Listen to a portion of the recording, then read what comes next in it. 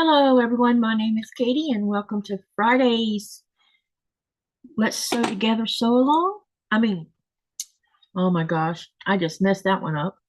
Hello, everyone. My name is Katie, and welcome to the Greenland Quilters channel.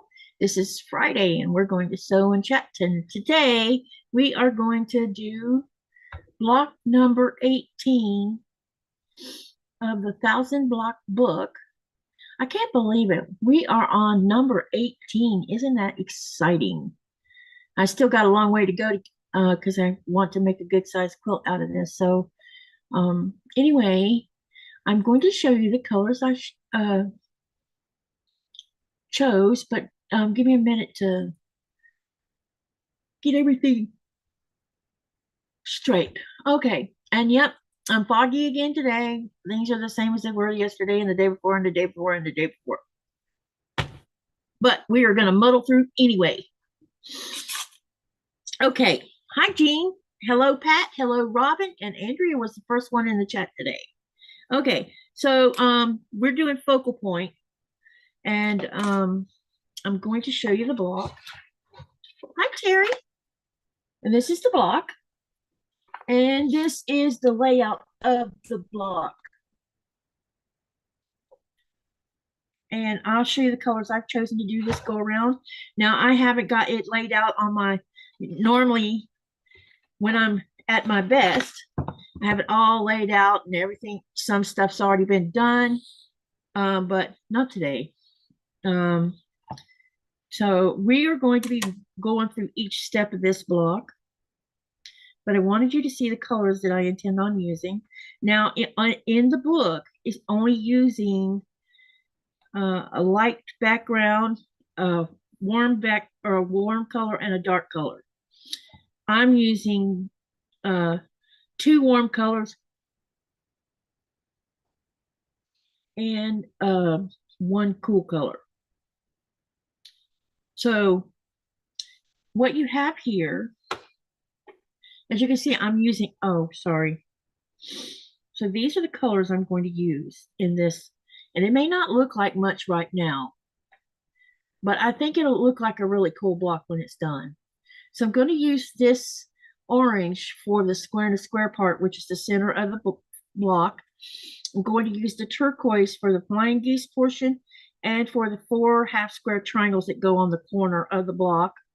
And this is going to be 8 half square triangles that'll make the hourglass on each of the corners of the block as well. And of course, I'm using the white as the background. Okay. So what I'm going to do first is we're going to do this square and square block first and go ahead and get that unit out of the way. So I'm going to pull this out to the side. And it calls for 4 of these for this stitch and flip.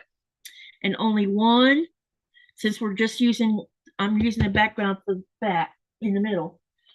You only need 1 of these, okay? And then what I need to do is I need to take all 4 of these blocks and draw a draw a diagonal line through the center of them. Pat says pretty colors. Jean says she likes this block. So here's what we're going to do. I'm going to take my ruler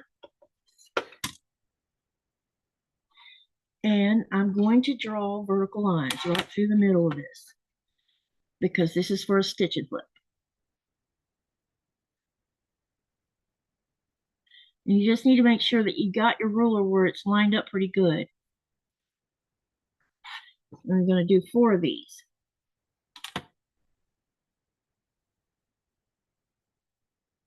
One thing I noticed about these rulers, if you notice, I know you can't see this on here. Let me see if I can put a white behind this where you can see what I'm talking about. Okay. You see this, there's a diagonal line on this ruler. I know it's hard to see, but if you took it and lined it up with a block and then slid the ruler till you have corner to corner here, that's another way of making sure you're keeping that straight diagonal line. And I'm just using a regular pencil. I'm not using a friction pen because by the time you sew on this line and cut it, you're not going to see the pencil mark anyway. And I do that a lot. I just use a regular lead pencil.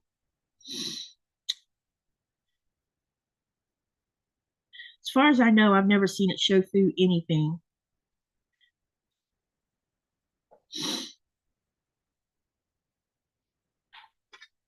Okay. Got one more to do, and then we'll start this stitch and flip.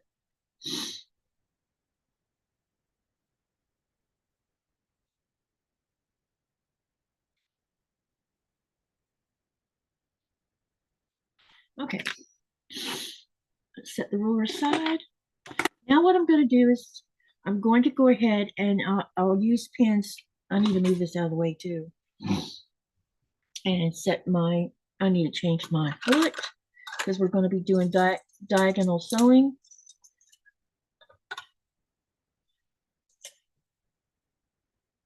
Howdy, I thought I would get back before you started, but I had to wet my whistle, laugh out loud. That's okay. All right. So I got my regular, or I have a different open toe foot, so I can do the diagonal. So what I'm going to do is I'm going to take pins. Now, if you're not a pen user, you're not required to use pins to do this. I use pins because I want things to stay put. And what I'm going to do is I'm going to do 2 corners at a time. So I'm going to pin this first corner. You just put a pin in each side of the corner. That's all you got to do. You just want to use a pin. If you're going to use a pin, it's just to stabilize things so they don't move when you start running it through the machine, because you're going to sew on this diagonal line here, and after you've done that, you're going to fold it so that it makes this corner here. That's the goal of this sewing for this part of this block. But I'm going to go ahead and pin 2 of these on here at once. That way I can, knock out 2 birds. The old saying, 2 birds, 1 stone. I wonder who came up with that saying. Anyone know where that saying originated from and how far it dates back? I'll have to look that up. See how far back that takes. It takes 1 stone to take care of 2 birds. Okay, I have them pinned. I'm going to go ahead and sew on the diagonal. This pen is annoying me, so I'll put it off to the side. Okay. All right. Hi, Jaja. I think this is going to look like a cool looking block. You probably noticed that I've been doing sections where you have the background and sections where there's no background. So, because I think I have a plan of attack on how I want to, besides the setting that, and I'll remind everybody of the setting here directly. But when I do the setting, I think I have a plan, maybe, of how I'm going to set up these blocks based on those that I did backgrounds with and those I didn't.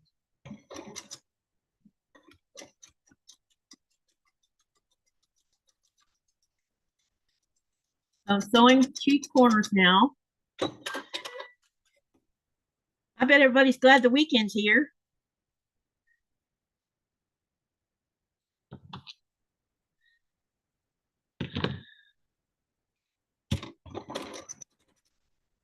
Okay.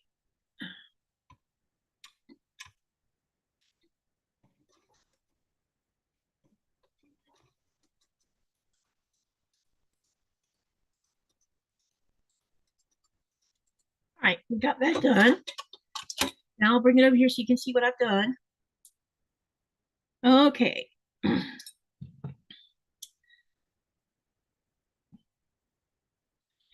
right. So as you can see, let me pull the other pin off of here. I'll put this up to the camera where you can see it. As you can see, I put a diagonal line here and over here. And if you fold it back, which I'm going to do that so you can see what I've done, it should line up properly. And I'll show you what I'm going to do with the other part of it in a minute. So now you have 2 corners done. So now that you make sure that they lay down like they should, you're going to open it back up again, and you're going to take your ruler and line it, the 1/4 inch line on your ruler with the seam here and trim. And I save my stitching flips and sew them to make half square triangles out of them. And then I have a bucket that I'm throwing them into. So what I'll be doing is making a really scrappy quilt top out of that. And see, you have 2 stitching flips. And all you have to do is sew the 1/4 inch line on them, and you have a half square triangle. So let's go ahead and trim both sides off. And then we'll start on the other part.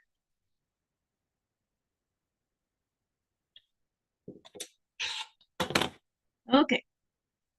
Now that we've done that, then we'll put them back, fold them back out again. And I'm going to go put heat to them so that they lay down flat.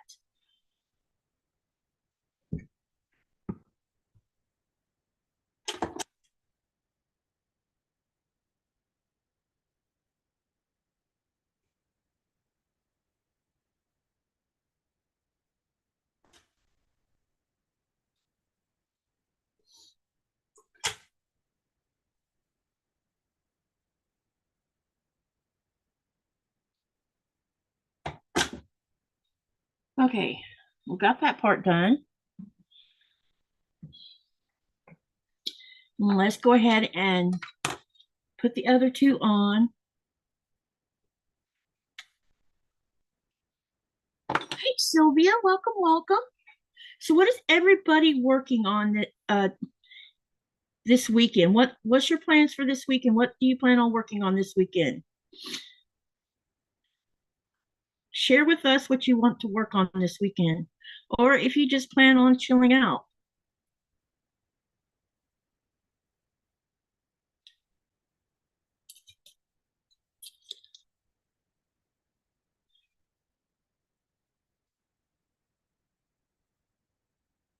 Okay, got one corner done. Now let's put the other side on.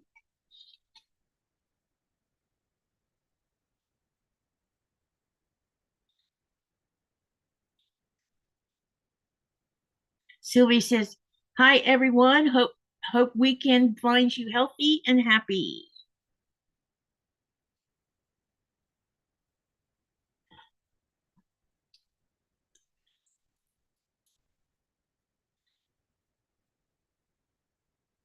All right, now we got that. Let's go ahead and start sewing this. As you can see, I've pinned the other 2 corners on. Okay.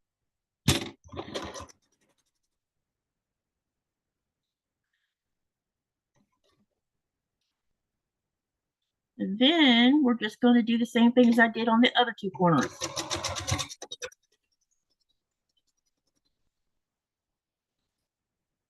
It says, hopefully I'll get the Halloween quilts for the grands done. I hope you do too.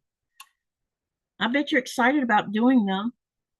And I bet they're going to be excited about getting them.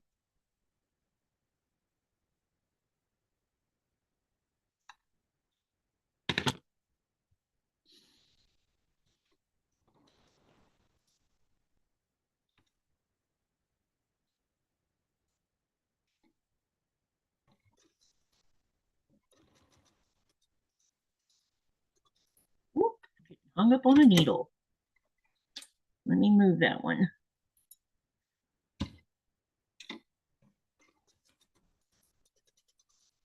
Okay, now I have them done. Now then, one of the things that I find a bit intimidating is a lot of times when you do stitch and flips and flying geese, which we're doing both of those in this block today, is making sure you end up with a 1/4 inch seam allowance here at the points of these, where the points are at on the block. And I'm going to show you this in just a second.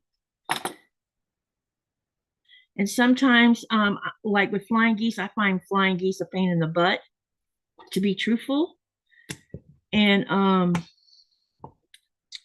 because sometimes it doesn't, even though I've done everything you're supposed to do, cut right and do the seam allowance, sometimes they still end up where the seam allowance is too short. And I'm not sure why that happens. because the seam, the 1/4 inch seam I'm doing correctly. So now this is what it looks like before I cut the stitch and flip off. Now we've got the square and a square. Hi, Sandra. I'm okay. I'm still having issues, Sandy, but I am dealing with it and getting on with working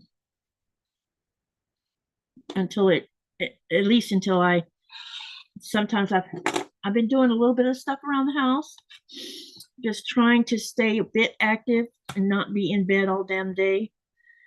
But even laying in bed is painful. If I turn the wrong way, oh my gosh, I have to like breathe through it. Okay, I'm going to go put heat to this and then I'll show you it again. And this is the center part of the block. I'll re-show you in from the book what part this goes to.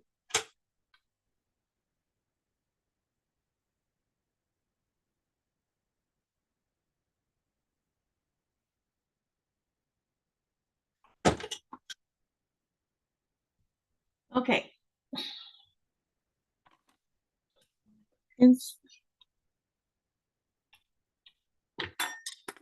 Okay, so now we have this part done. And this is the center part of this block right here. That's the part we're doing next. Okay, now what we'll need to do next is we're going to do, if you look at the diagram, you'll see that they have you doing the flying geese and then putting the rectangle on, because there's rectangles on this block as well. So you can either put the 2 of the rectangles on the square and a square first, or you can wait and put them on the flying geese and then sew it all at once, which I think that's how I'm going to do this one.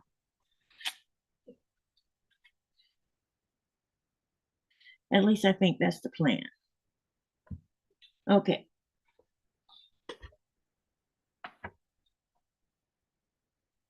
So let me put this block in the center. Okay, flying geese. We're going to sew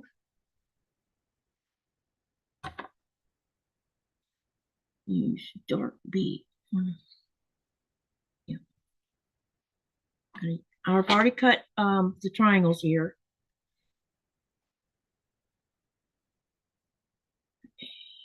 2 7/8. So we're going to need 1. Oh, I need 8 of those. Wow.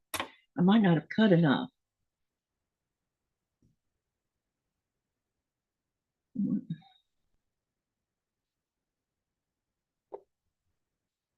I might have to go cut some more. Oh my gosh, I cannot count.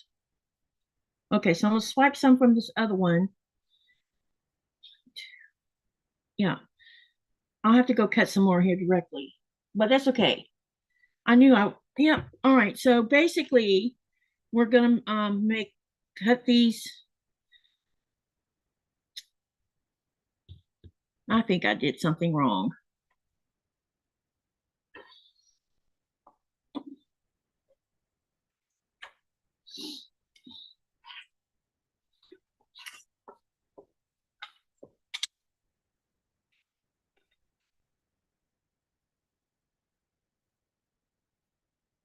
Oh, so maybe we're supposed to cut these in half. See, the one thing I noticed with this block is it doesn't bother to tell you to cut the stitch and flips in half or anything like that.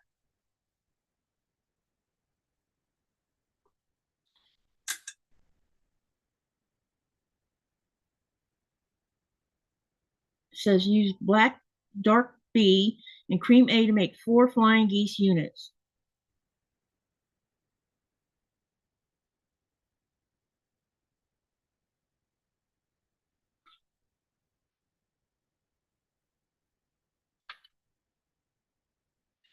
Okay, let's do.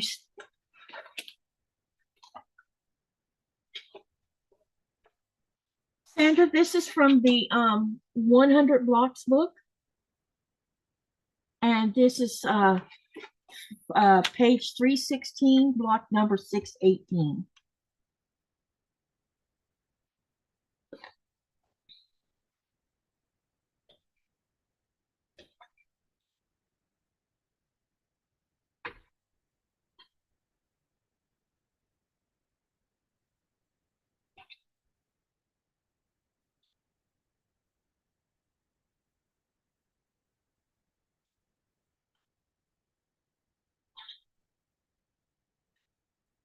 I need to check something out, you guys.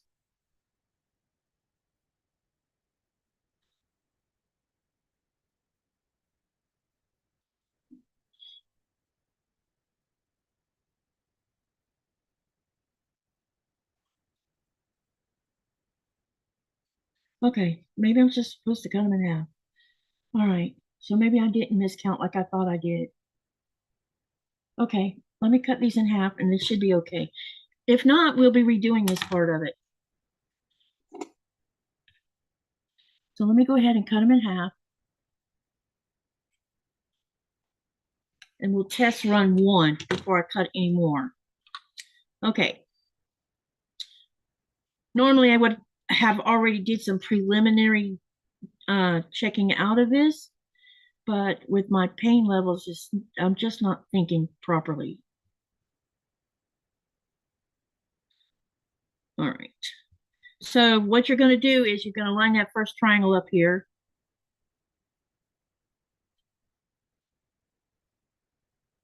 Because normally when you make flying geese, you have a rectangle and then you do a stitch and flip. Here, you're not doing a stitch and flip. It's having you sew, if I'm understanding the instructions properly, which are very vague, you're sewing half triangles on here is what you're doing, but it didn't tell you that. It doesn't even mention it. It is nice to say hello and see the fun. Yes, I have that book. Love it. Are you going to make a quilt with that particular block, or are you do? Yeah, I'm using several blocks, Sandy. We're on block number 18, and I'll turn the camera around, and these are all the blocks that's been done so far. So there's 17 of them up there. I know you can't see one all the way to the end because my cord is, I don't want to pull on the cord too hard because this is the laptop. But yeah, it's going to be, I'm going to do the queen size one, or I'm going to do a queen size one, which is going to take, I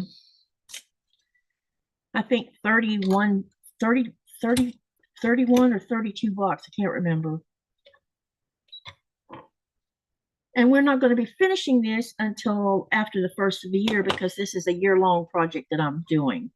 It's a tutorial so people can, and some people have already started sewing along with me on doing this. So I'm really happy with how well it's going.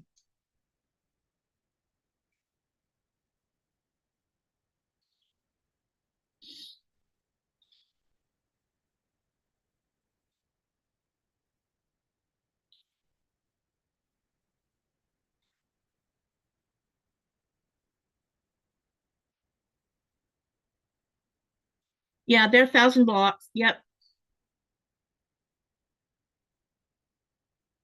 I'm enjoying making them. It's a, if anything else for most of you, this is a great skill builder because you're learning how to make blocks for one thing, but secondly, if you can accomplish making blocks from this book with as vague of instructions as there is with it, then you should be able to read anybody's pattern, regardless of whose pattern it is. And after we get the block built today, I will re-show you the layout I've chosen to do all my blocks with. All right.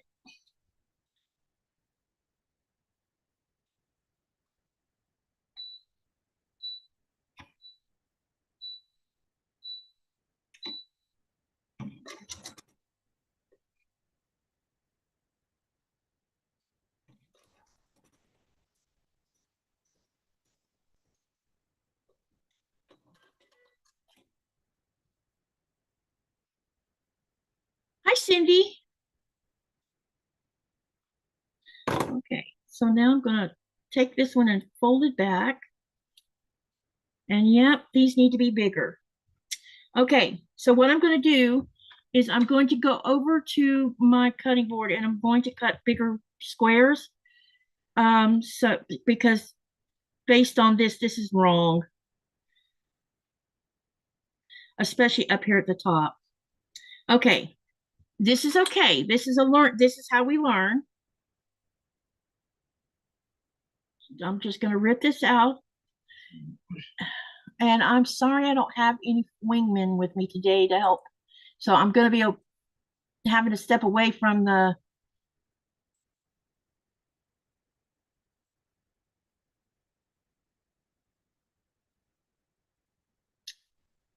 Oh, that's where everybody's at. Everybody's over on a premiere. Of course.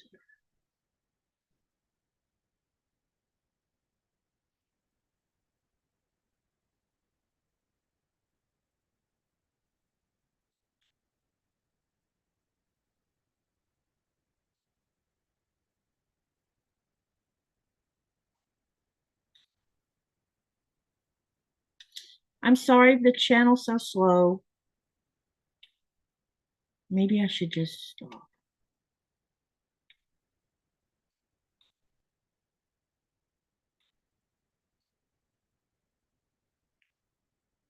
So these are 2 7/8. So I'll make them 3 1/4. See if that doesn't help this problem. Okay.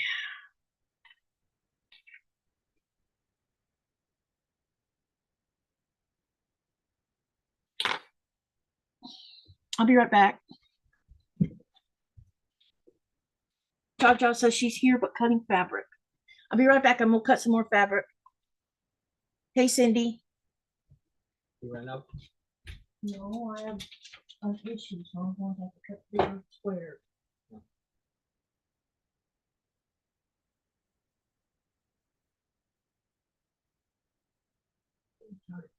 In your life at the same time I have mine.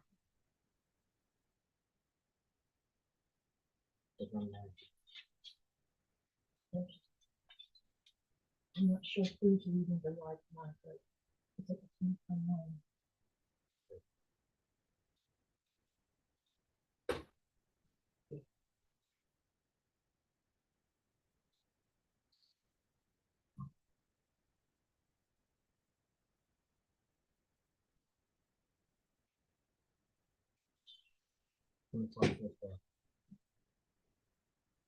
In? Yeah.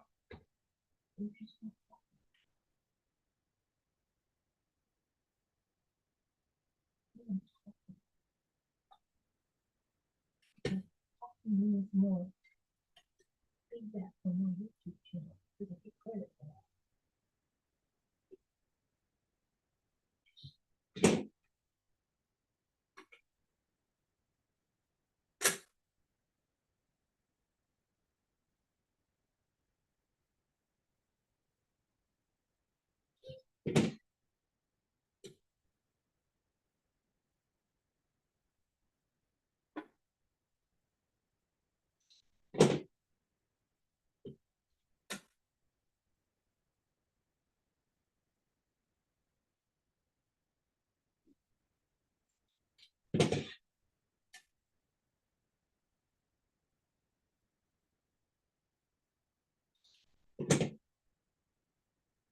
Actually, on your lambskin, baby.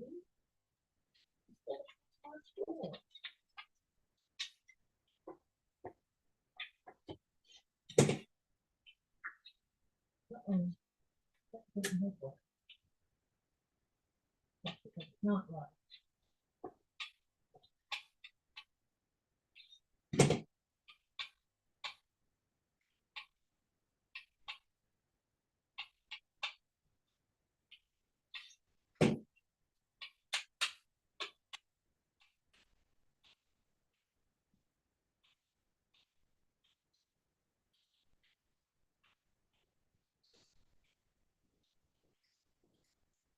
Okay, so I've recut them to be a little bit bigger, and we'll see if that doesn't fix this little problem.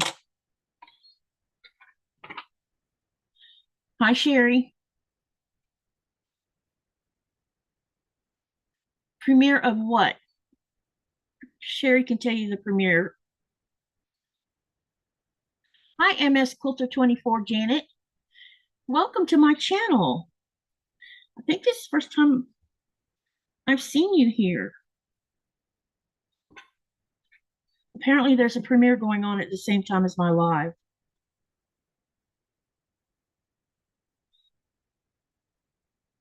but I can't remember the exact name of it, and I'm not sure who's leading the one tonight.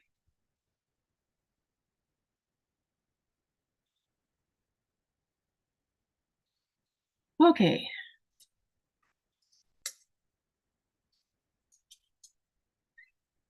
Sherry, I know you will be here with Katie. Huh?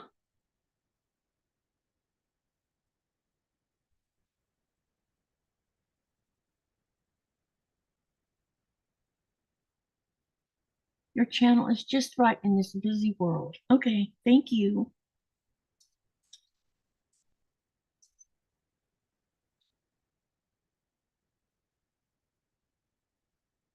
Hey, Andy. Andy's cooking in the background. What's you cooking?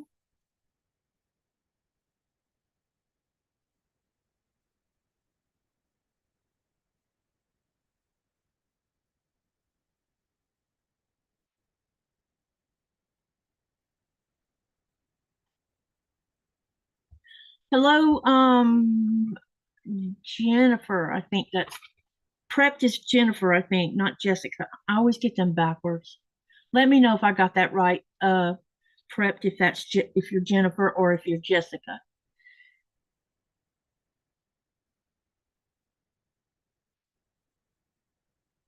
So okay. All right. So I'm going to do a test block here, or test for this first flying geese. And if it works out fine, then I'll know what to do about it. Because the book didn't tell you what to do to make the flying geese, or which method to do the flying geese in. So we're going to wing it on that part, which is why I like this book, because if you're a beginner and you stumble across something like this, there's ways to improvise to get through so that you can get what you're looking, so you can get the right size of the block.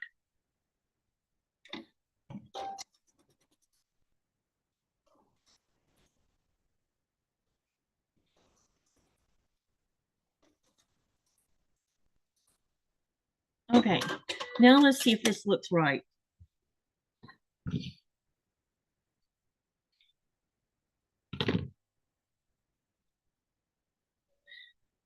Okay, I'm going to leave this big for right now. As you can see, it's overlapping. That's because I made it bigger. The only reason is because yeah, I already explained that. Okay, where is my seam roller? So I'm going to press it with my seam roller. And then we'll do the other side the same way. We're just going to overlap it. I know this is a little bit of an extra step, but it's worth it, so that you can get it right. So all I did was up it by 1/4 of an inch. I think my internet is lagging. We pay for high speed. It's weird, says Laura. Hey, Laura, how are you feeling today? Crafty or Andy says they're making green chili. So what does green chili mean? Does it mean it's chili without meat?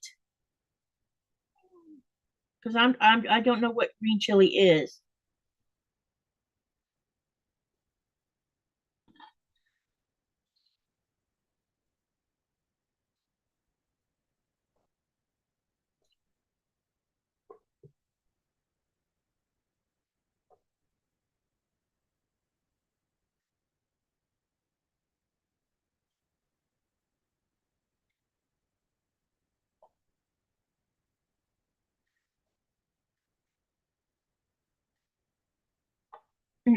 Y'all bear with me. I know I'm really slow tonight. This is because of the pain and because I'm under the influence of something they gave me to help with the pain. I'm hoping that this will pass soon. I'm a week in already, and I'm already tired of it. Well, I've been tired of it from the minute it started, but y'all know what I mean. It really sucks. Nora, what are you wanting? Okay, let's get this side done. And I didn't cut anything off because I want to make sure that everything is right. And if it is, then on the next set or the next 3 of them, I can trim as I go along. Okay, let me get that pen out of here.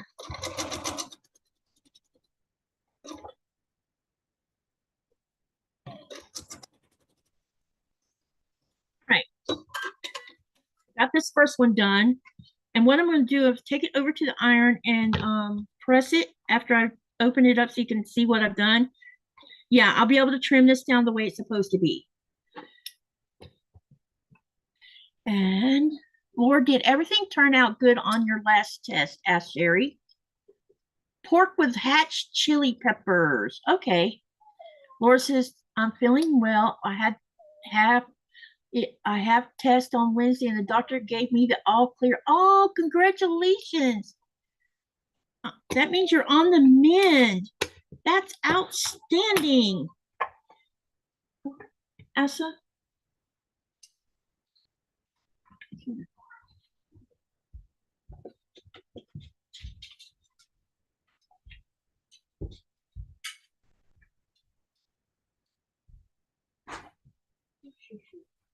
Go.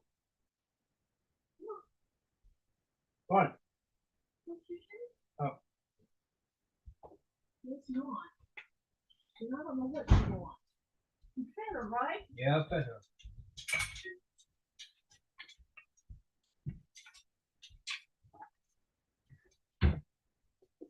That's the ball. Don't give her any more treats. All right. Is there any apples in the refrigerator? Yeah. Let her have one of those. Only about a quarter of one. I don't want her having the treats. Especially.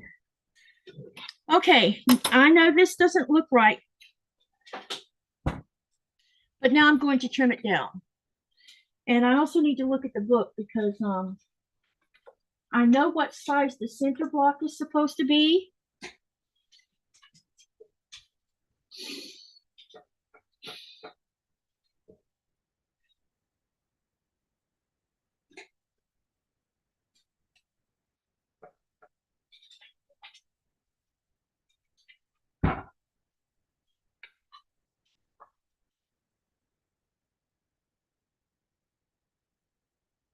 Okay. So let's measure this center block because that'll give me an idea of how big this blind geese is supposed to be, which when you line it up, you can see there. Yeah.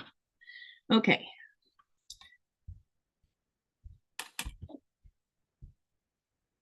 Yep. That's what I thought. Okay. Now all I got to do is trim this blind geese to that size. All right.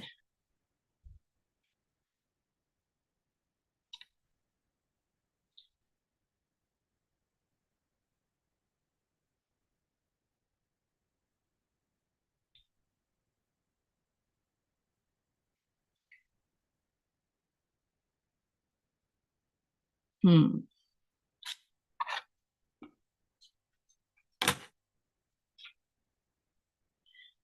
Ooh, check this out. I didn't know you could do that with this ruler. All right.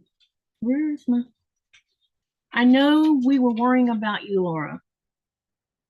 Yeah, we all were concerned about you, and I'm glad you're doing better.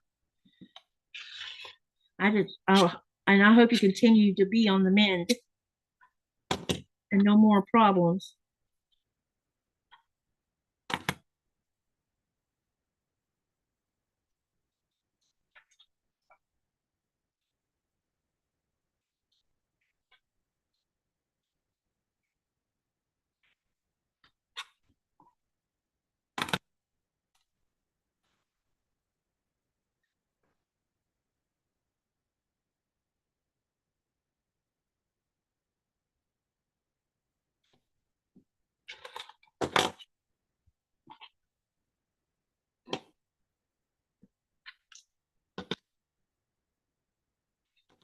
All right. Let me see how this looks because I probably still need to trim down some more. Yeah, it still needs trimming down. Of course it does. All right. Okay. Now let me look at this again.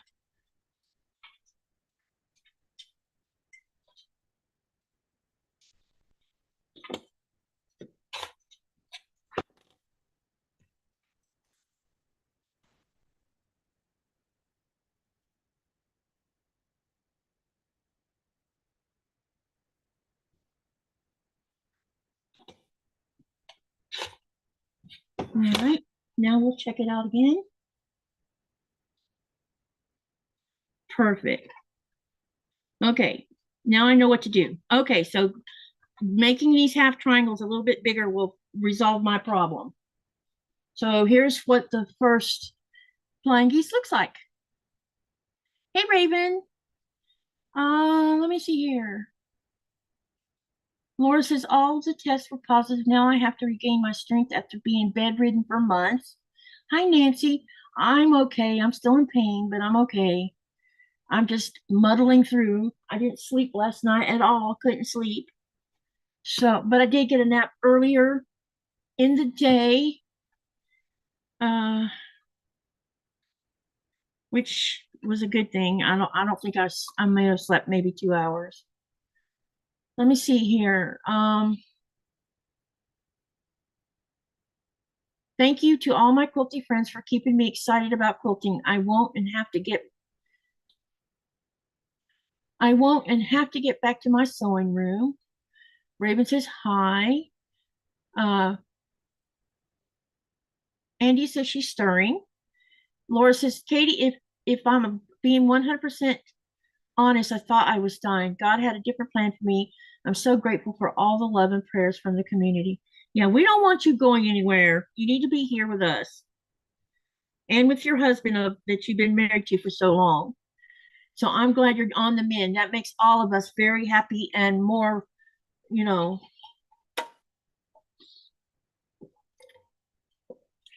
I'm just glad you're on the mend. And I bet it did feel like you were dying. Scary. I just can't even imagine. I can, yeah, actually I can, because um when I had my first bout of pneumonia, well, actually, when I was hospitalized while I was pregnant with Lynette, and I guess because I'm such a fighter,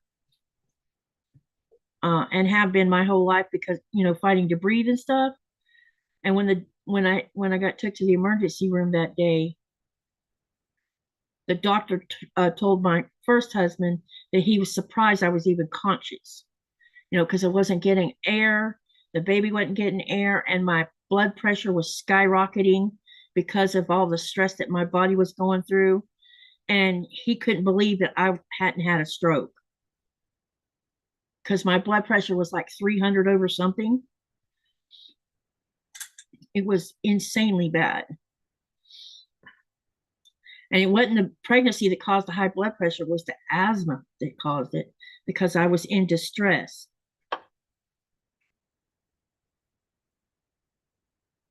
I never want to go through that again. And I've been through it a couple more times, but that first go around is scary as heck, because you have no control over anything that's happening to your body. So I understand where you're coming from, Laura. I didn't have any support system in line. So I'm glad that we have each other in this community to, send good thoughts and prayers and hugs and, lots of support, because we all need support from our friends and our family. And if you don't have a family, like I don't, you guys are my family. You're my friends. And that is why I try so hard to be there for all of y'all, come and sit in your channel. And, I know sometimes people think I talk too much, but this is how it keeps your channel moving. And and I've learned so much from all of you. And I'm thankful for all of you. And I know I should not be getting all mushy and stuff.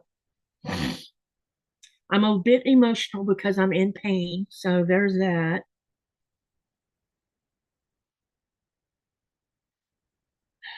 Yesterday, I cried half the day.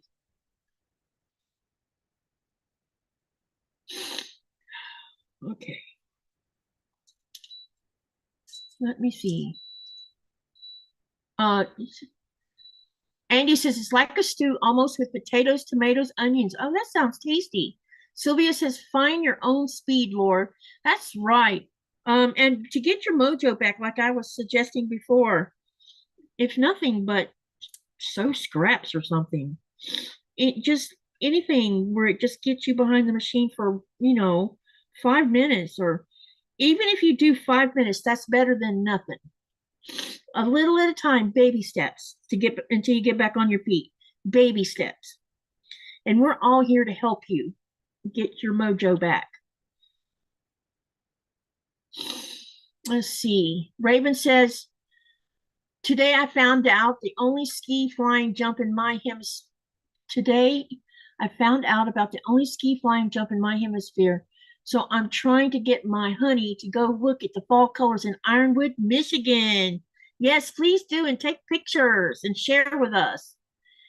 And then Nancy says, yes, it does make us happy and thankful, Laura. And then Laura says, Katie and the community, I want to thank you very much for all the prayers. I'm so grateful.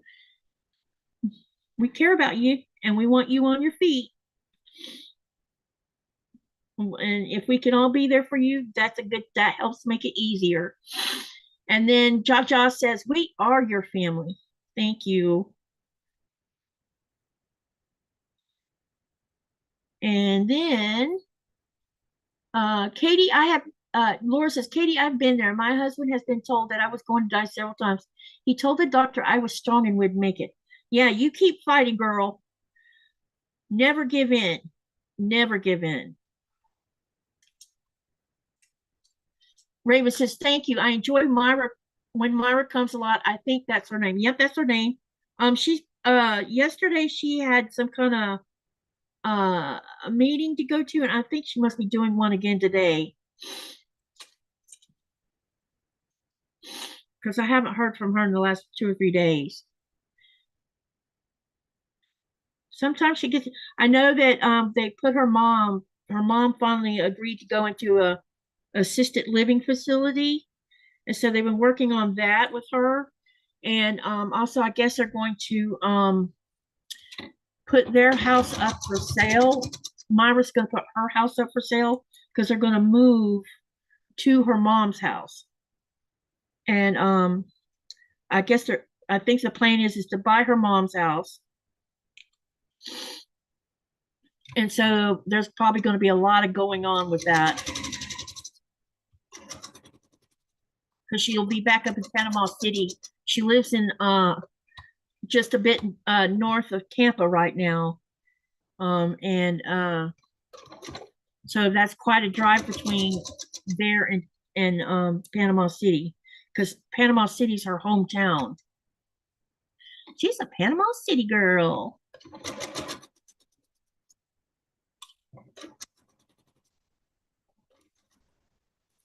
And Bill retired a couple days ago, so now they can make better plans now that he's retired from the VA hospital, or from, yeah, I think it's the VA hospital, because he also worked for the government as well.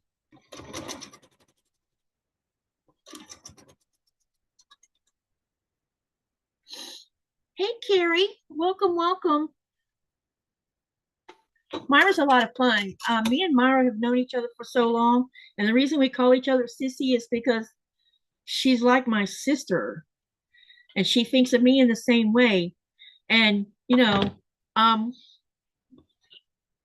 we get along really well, but we also have differences of opinions about things, which is what I think that's what makes us click, is because even with the differences of opinions on some stuff, we don't fight over it or get in an argument over it, but and we still love each other despite those differences. And she's been there for me so many times, especially when my first husband passed away and turned our lives inside out by the way he died. And it was a tough pill to swallow for a while there.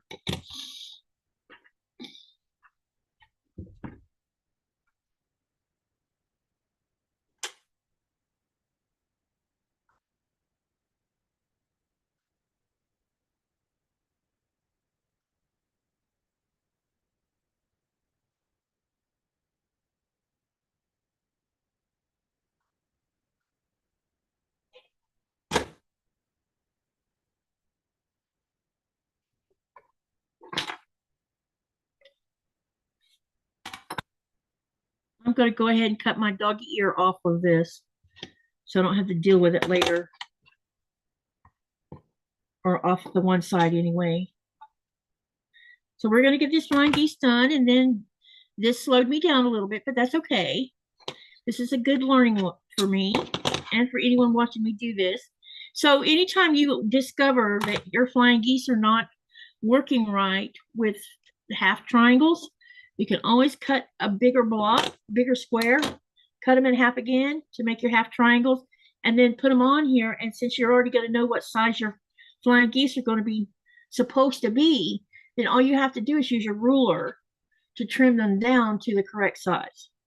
Now, I normally I wouldn't do it this way, but today we're having to improvise because the instructions were not that explicit, and that's okay. This is not a complaint. This is how, and this is a good way for me to learn.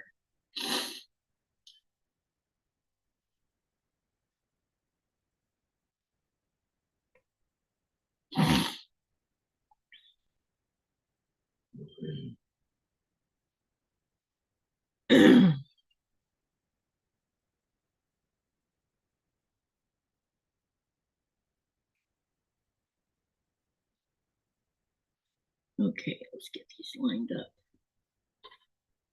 All I'm doing is lining these up just enough. One thing I have trouble with is these darker colors. Sometimes I can't see where I put the crease.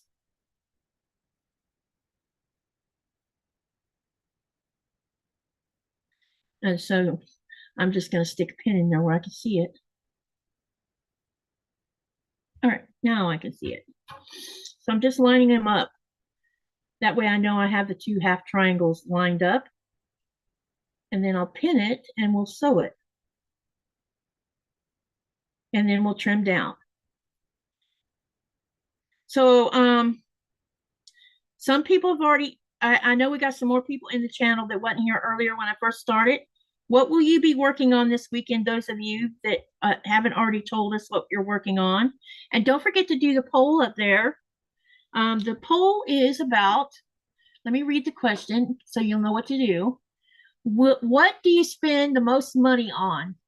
Option 1 was yardage. Option 2 was fat quarter, fat eighths. Option 3 was mini or charm squares or a layer cake.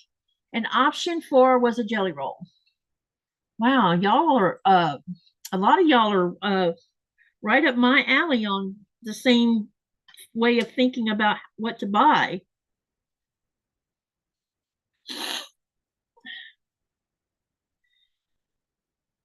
And so, how was your day? Did y'all have a good week? Let me know how your week was. How did you have a good week? Did you have a so-so week? Or did you spend the week in pain like I did have? I don't know, share something with us. Robin, how many of your diamonds have you got made now? Because I know you were working on them yesterday.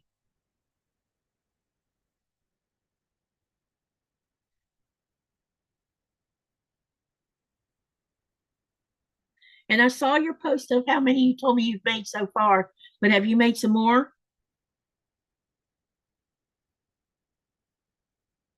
I can't wait to see a picture of your diamonds too. I hope you'll share them over on the Facebook group.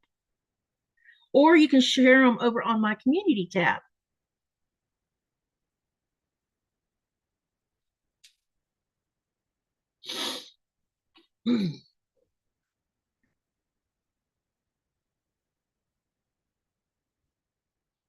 What we'll be doing after this is sewing half square triangles, which those are easy to do. We shouldn't have any issues with that part. I plan to quilt some donation quilts this weekend, says Carrie. Awesome. What you donating, or are you donating to a program? Or are you donating to a family? Who are you donating to? Robin says on number 6. And Andy says yesterday was a bad day. She spent all day in bed with migraines and worry. Oh, I'll put you in my prayers. Big hugs to you, girl. I hope you're feeling better today. Migraines really suck.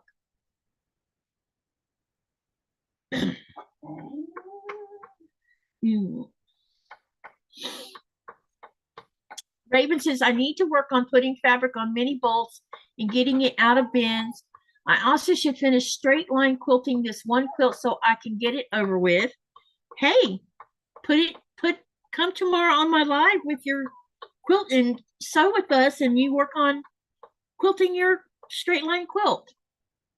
Stitch me up, Lainey. Hello, hello. And Andy says she is much better today. All right, I got these pins, so let's get them sewn.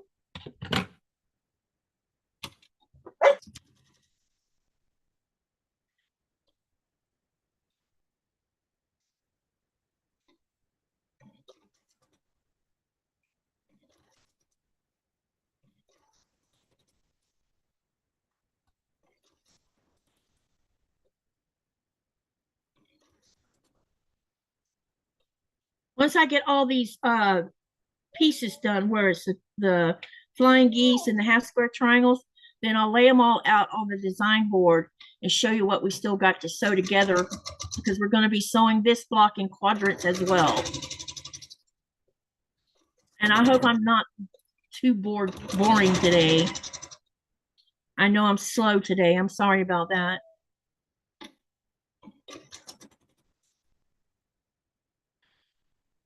Plus, I think Nora knows I've been in pain, and she's been very attentive. You probably can hear her talking right now. She's been fed. And it's pouring down rain outside. Carrie says our guild donates to nursing homes. Oh, that's awesome. Lainey says, love you guys. Love you too. And I'm glad that Andy's doing better today. Do you need to go shoo-shoo? Do you need to go shoo-shoo? Go shoo-shoo. No, that's not what it is. I don't know what you want, baby. Does she have water in her bowl? All right, so we got this side. What I'm gonna do is I'm gonna take it over to the iron and put heat on it, and then we'll trim them.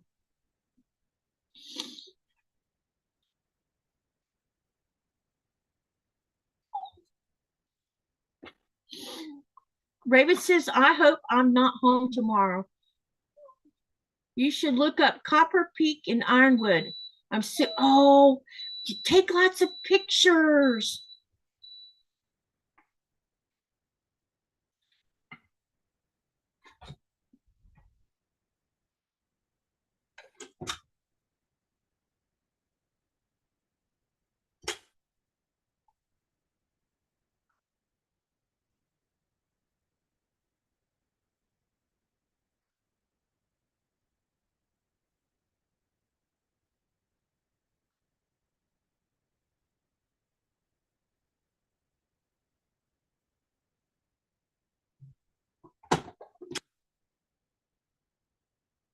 Okay.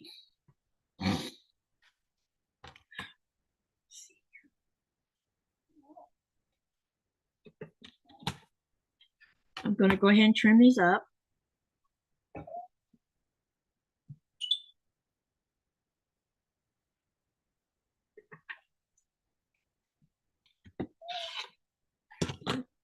Then trim the other side up.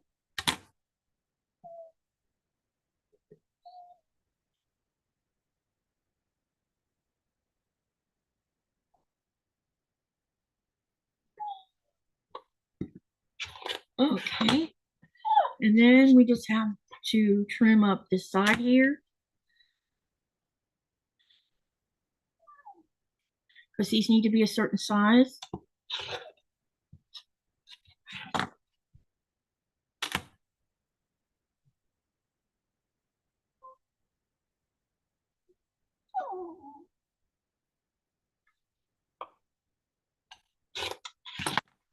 Let me make sure they're the width they're supposed to be.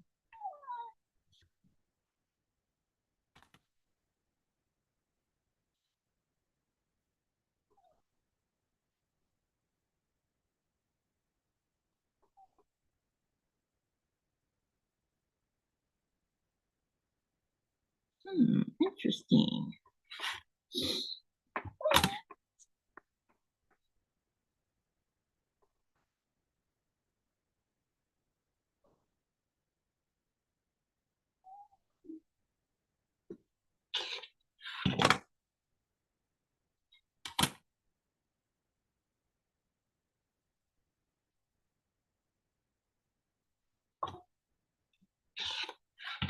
Okay.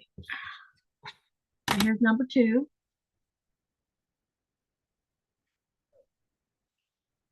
Katie, it's about an hour. You need to stand up for a bit. Okay, thank you for reminding me. Okay, let's do this next one. Pat, thank you for helping me to remind me.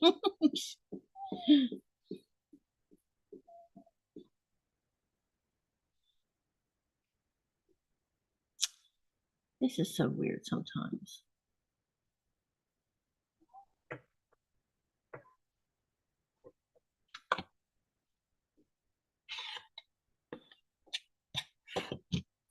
All right.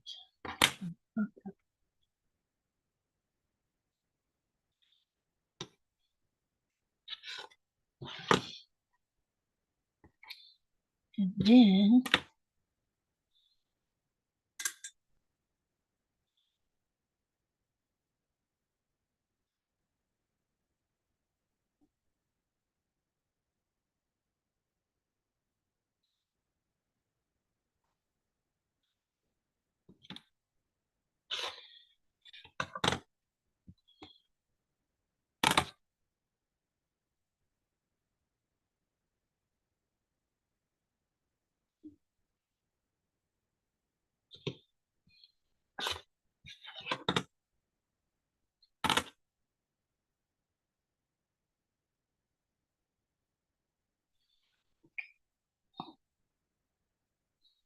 got one more here to do.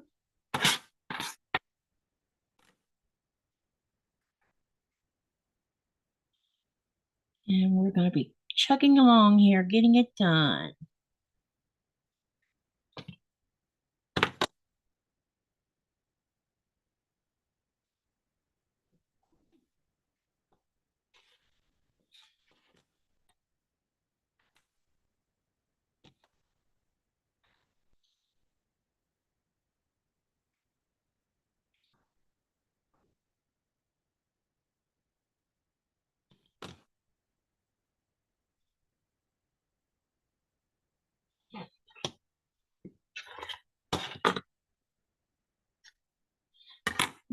And then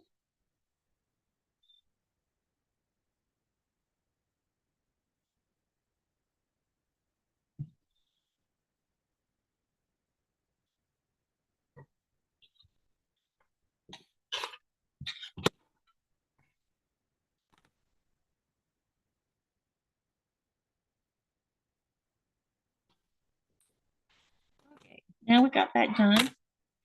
I'm going to make sure this is where it's supposed to be.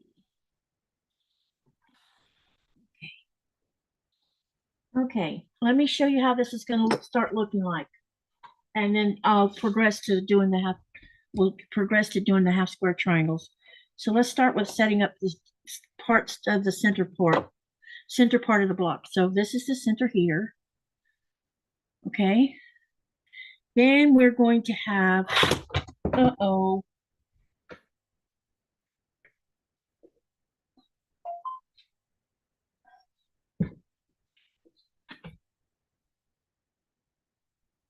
Wow.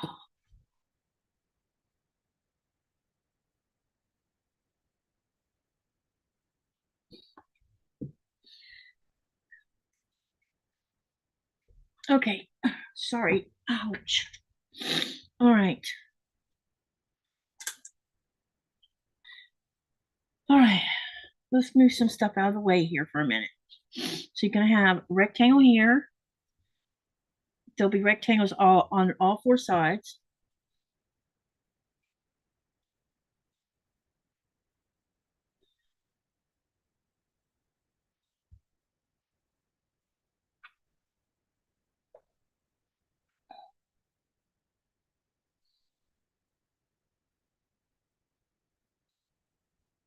Yeah. But they're not going to be so aligned like you're seeing. We'll set them out a little bit. And this is not center. And then the flying geese are going to be like this all the way around.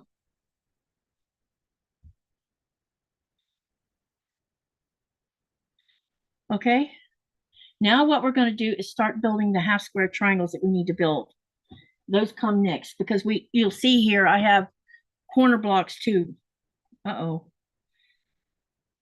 I lost one.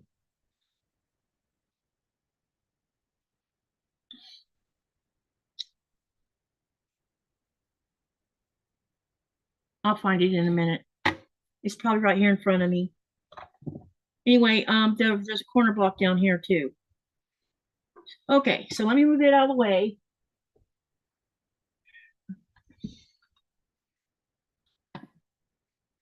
Make sure it's not on the floor.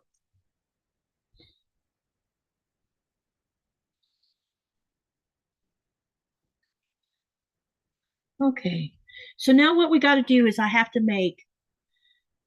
need to make 4 of these turquoise half square triangles because I'm only using 4 of these. And then I need to make 8 of these burgundy color ones. So I've cut 4 of these and 4 half squares, or 4 squares for that to make half squares. And I've cut 2 of these and 2 of these to make half squares. Okay, so let's set everything else aside for right now. So what I'm going to do is draw lines or diagonal lines. Yeah, that's what I was trying to get out of my mouth. Hi, Sean. And that's what all of these need, diagonal lines on them. All right, so let's do that.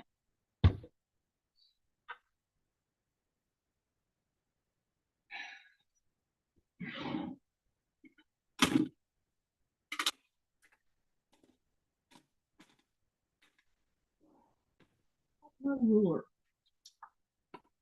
Okay. Oh. I know it seems like I'm disorganized. I'm not. It just seemed that way. I'm a little bit struggling today. Okay. Got to go. I'll check back in when I'm done, says Sherry.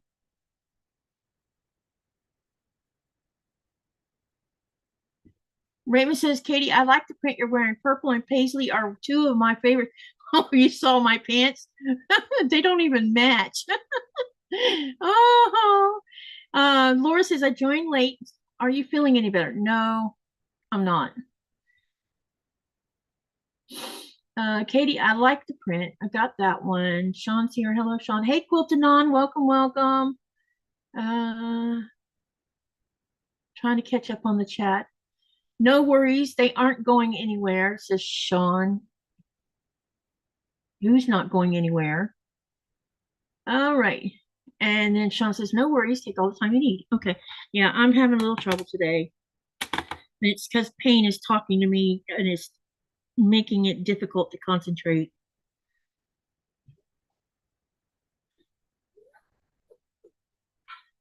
Okay, so let's get these lines drawn and then we'll make these half square triangles. And basically all I'm going to do, actually, I don't want to put the center line. Darn it. Okay, let me make a comment. You don't have to draw the center line. That's going to be the cut line anyway. What you can do instead is line your ruler up where it's 1/4 inch, corner to corner, and draw your 1/4 inch sew line that you're actually going to sew on. That's what I'll do. So one of these are going to have 3 lines. The rest of them are only going to have 2 because I'm not thinking straight. Okay, so that's what I'll do. That way you don't have to draw 3 lines on each one of these. Just draw 2 because you're already going to know where to cut. You know to put your ruler in corner to corner, cut. That's all you got to do.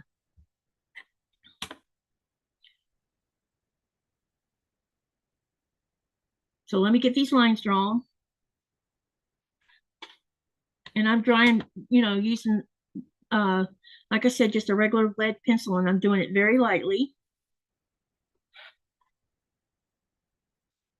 Because once I sew over the top of them, you're not going to see it.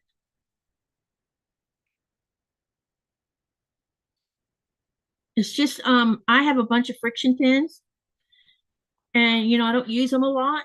And this is when they either were coming in sew sampler boxes when I had the subscription at the time, or I had bought some because they were on sale and I was new as a very new quilter, and I didn't know any better. And you know how it goes. You buy these things because they're being pushed in your face. And now I have a bunch of friction pins that none of them write. They've been barely used, but the ink is all dried up in the pins. So I'm going to have to chunk them all, which was a waste of money. So we're just going to use a lead pencil. Raven says, at least you're wearing pants.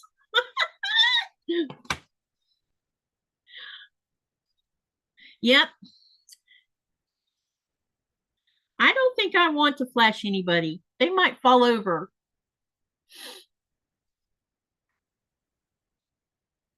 Laura says to Quilting On, I used to do that, but since my illness began in May, I've been struggling to keep up with everything. Boy, do I know what you mean. Just getting through the day sometimes can be a struggle.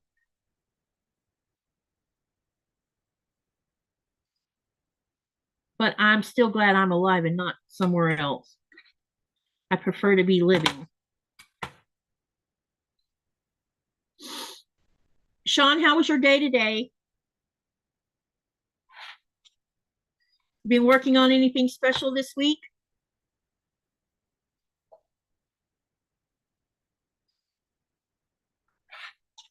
All right, I got my lines drawn. So basically, we're going to take all of these colors here and we are going to make half square triangles with them. So it doesn't matter that I'm mixing them up right now because I'm using the same color background for them. Okay, so you're going to take one of these and your color, and you're going to put them face. Now with batiks, I'm using batiks. So really you can't tell what the front, here, let me show you for those that don't know what a batik is. Batiks are hand dyed over in Asia countries, and they're hand dyed, and wax is used to make to manipulate color and stuff. But you can't really tell which is the front, which is the back. Sometimes you can kind of, because the front side might be a little more vibrant than the back, but it's not all that often you see that. And all you're going to do is take this and put your other square face to face like that. Then you're going to sew on the diagonal lines here on both sides. Now, if this was cotton, you would put the front side of the cotton to the front side of whatever you're using for the background, okay? And you will have your diagonal lines on the back side of your cotton. Yeah, just like printer ink, says Quilting On. Okay, let's get these up. I need to change foot again.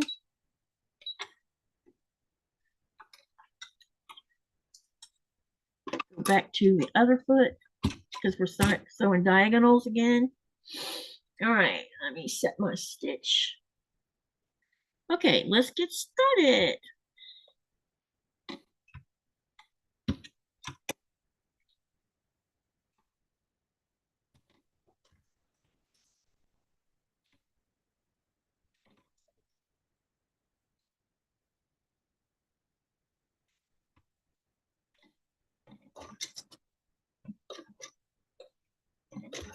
What I'm going to do is chain sew.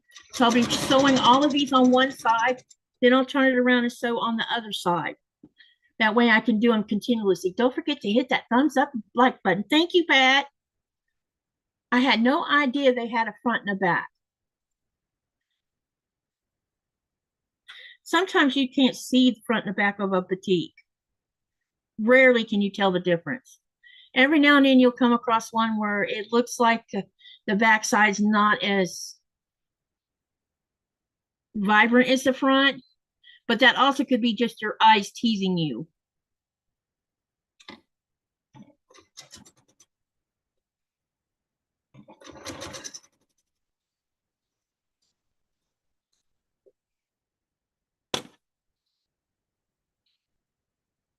If you haven't filled out the tomorrow night is my giveaway. Unless right now, the last time I checked, only 26 people had signed up for the giveaway. This was scheduled for October 4th, and we have 5,000 subscribers. So, and a lot of y'all are quilters. So why haven't you signed up?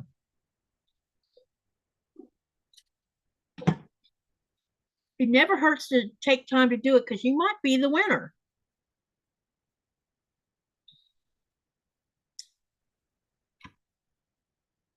You never know until you try.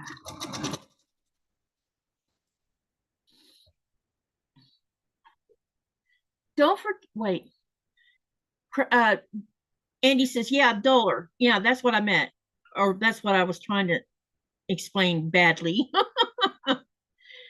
I'm sorry, my father lives with us and he oftentimes is very demanding on my time. Yeah, girl, I don't know how you do it between that and being sick and everything else.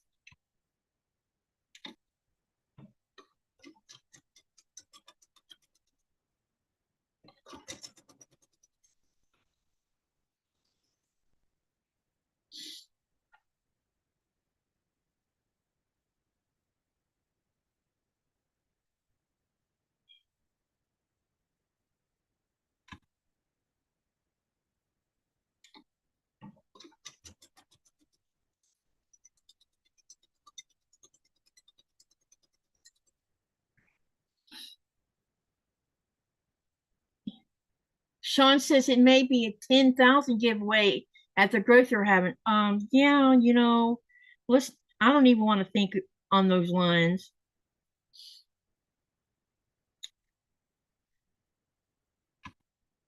I don't think I'm going to hit 10K by the end of the year. I don't even want to think about it. Because I don't really know what I'm doing that's making it grow that way. All right, I've got one side done. I'm just thankful for all you who watch my messy lives.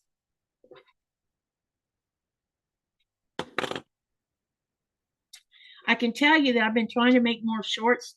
Man, they are bombing. They're just not doing good.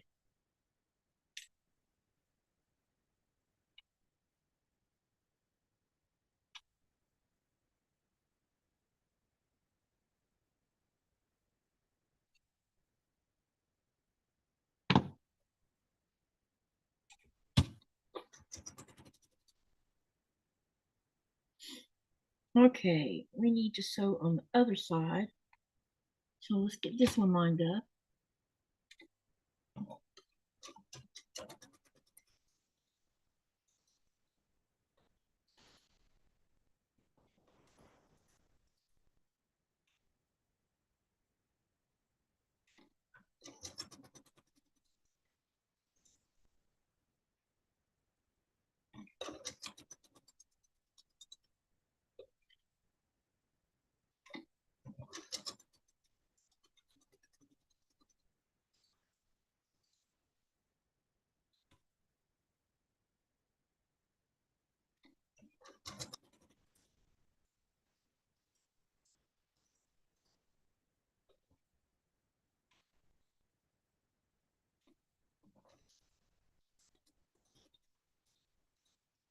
Ooh, that one was not straight.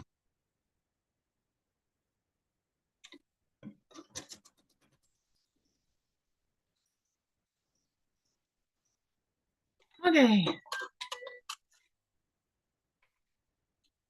Pat says, I love the shorts you are doing. Thank you. Let me see here. Laura says, I always hit the thumbs up on my way in, and I love you, Katie. I love you too. And she says, hi, Sean, I'm catching up, but we'll be better after the time changes. Yeah, I need to watch the replay of this morning's live because I was trying to take a nap this morning because I didn't sleep at all last night. I was up walking around the house last night.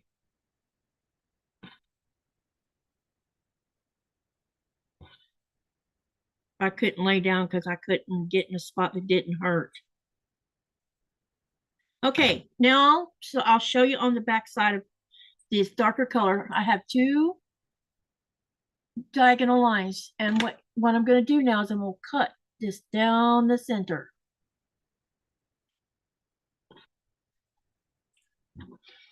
You're just going to cut it corner to corner.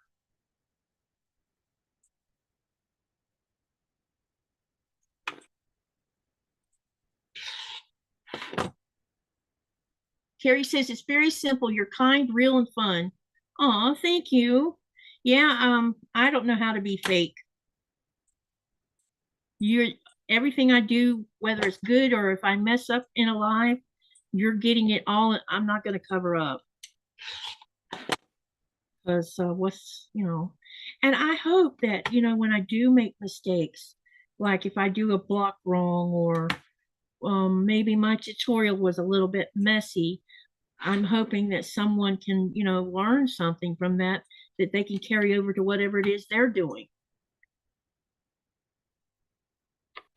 Because we as human beings always want to learn. Well, most of us do anyway. There's some people you can't teach anything to, but for the most part, most human beings want to strive to be better at what they do. And I think as long as you don't give up on trying to do that, you can accomplish just about anything. It may not be what you want to accomplish sometimes. I mean, I had dreams. I mean, my dream got destroyed by my dad. I had a dream. I wanted to use my gift that I was given, because you've heard me talk about this many times about that growing plants is my superpower. And it truly is. It's a gift. And I wanted to use that superpower by having my own business. I wanted to have greenhouses, and I wanted to do it in such a way that I could teach other gardeners how to garden in a better way, and with less plant death and stuff like that. And it just, people got in the way of that dream. So you when you can't do your dream, you do other things.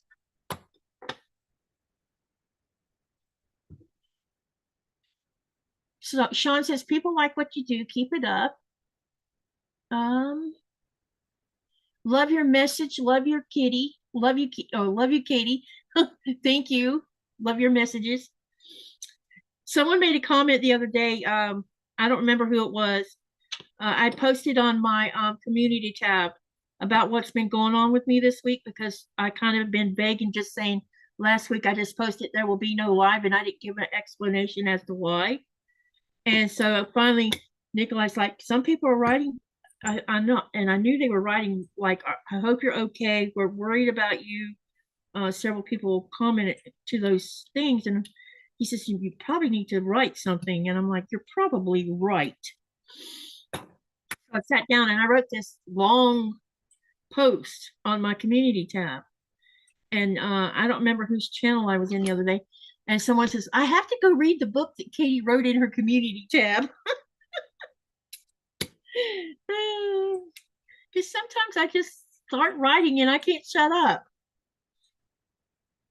That's why I have a blog. I haven't written in my blog for a couple months because I've been so focused on the channel lately, but I definitely have 2 or 3 things I'm going to write about, and one of them's going to be about my pain. I want to talk about it, and I'm going to write about it.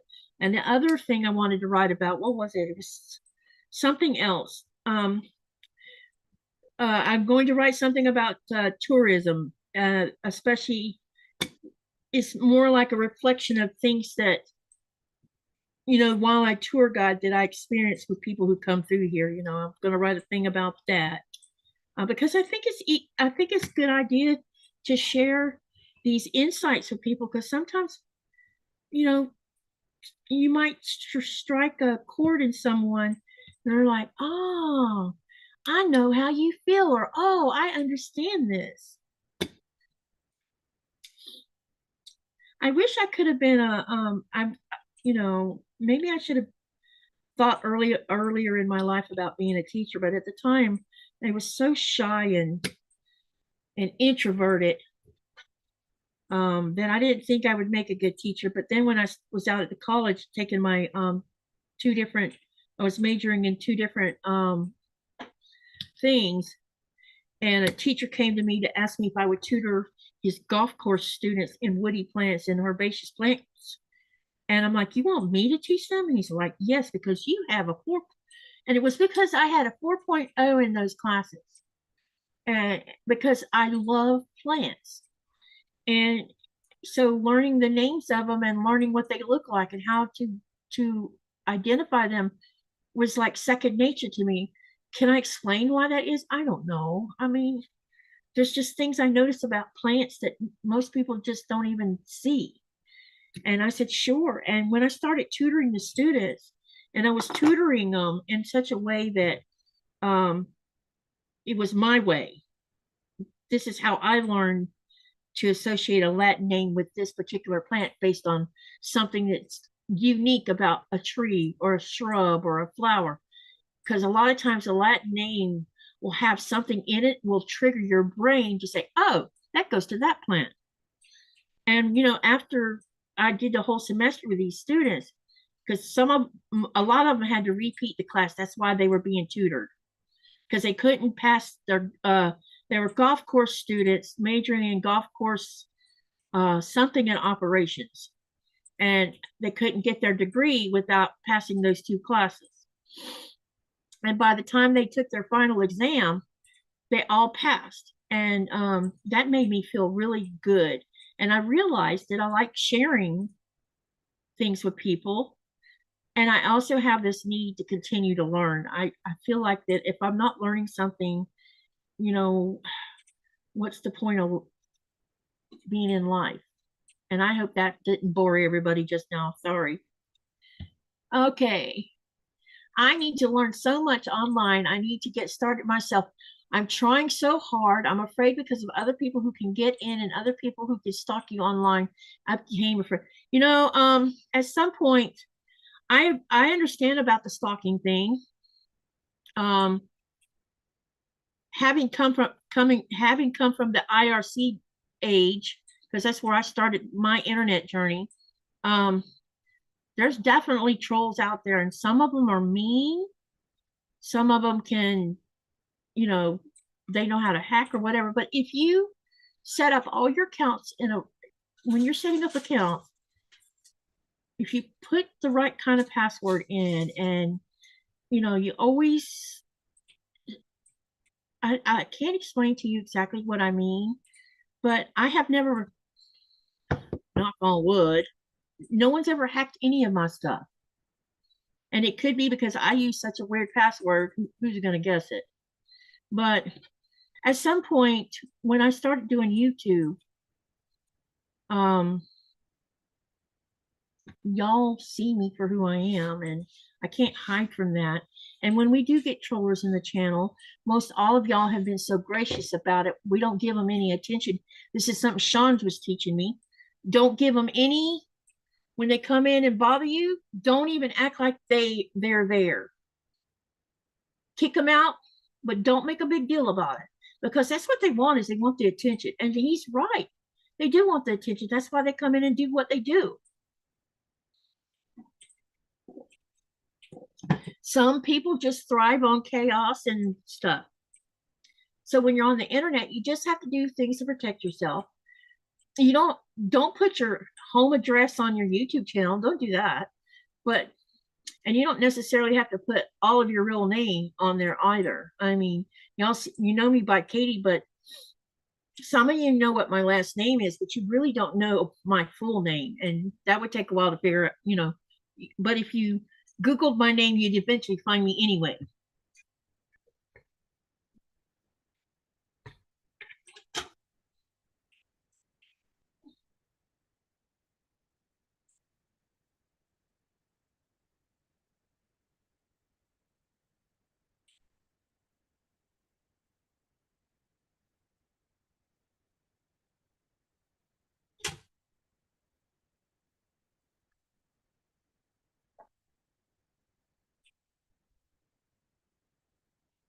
Lainey, you want to know what I was afraid of happening? I was afraid of being picked on because of this is what I was telling Becca, because Becca kept asking me, why won't you pull the trigger?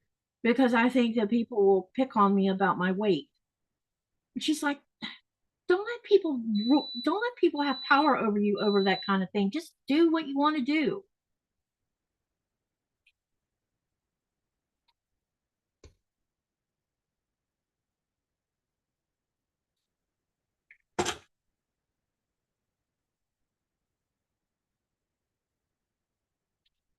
And 2 years in, and no one said anything about my weight. When someone is stalking you, picture them in your grandma's basement in their that's a good one, Robin. Yeah, you can think of all kinds of things. Yeah. I'm almost done with these half triangles and I'll show them to you. And then you'll be able to see the layout of the block too. And Sean is Lainey, if you need, yeah, Sean's offering to help you. He is a great mentor. He's been helping me. If it weren't for him, I don't know that this channel would have taken off because of him and him helping me work through the mistakes I was making when I was first doing this. And anytime I get stuck, I go to him anyway. It's like, I need help with this, and he'll help you. He's very patient and kind and good at what he does.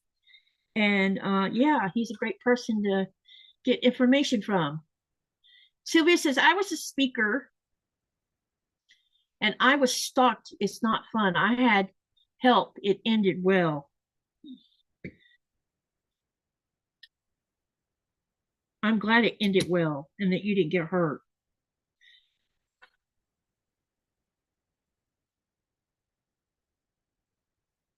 Really, because I'm new to everything, it seems like, or I'm just outdated when it comes to online.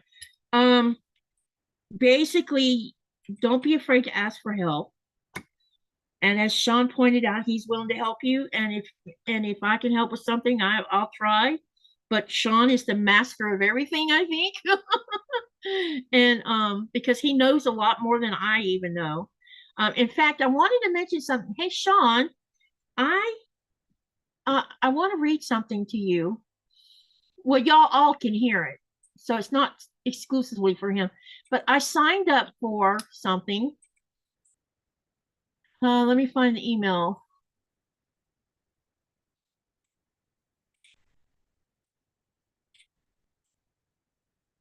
Uh-oh, where did the email go?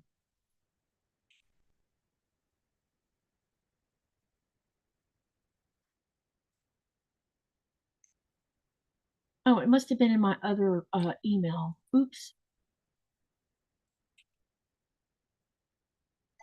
Okay, so I don't know. I don't know how long ago it was. It might have been a couple weeks. It might have been a month. YouTube put out a thing saying, "Would you like to be involved in a boot camp, a YouTube boot camp?" And so I signed up. I filled out their form and signed up for it. And I got an email today that says, "Welcome to the Memberships Boot Camp."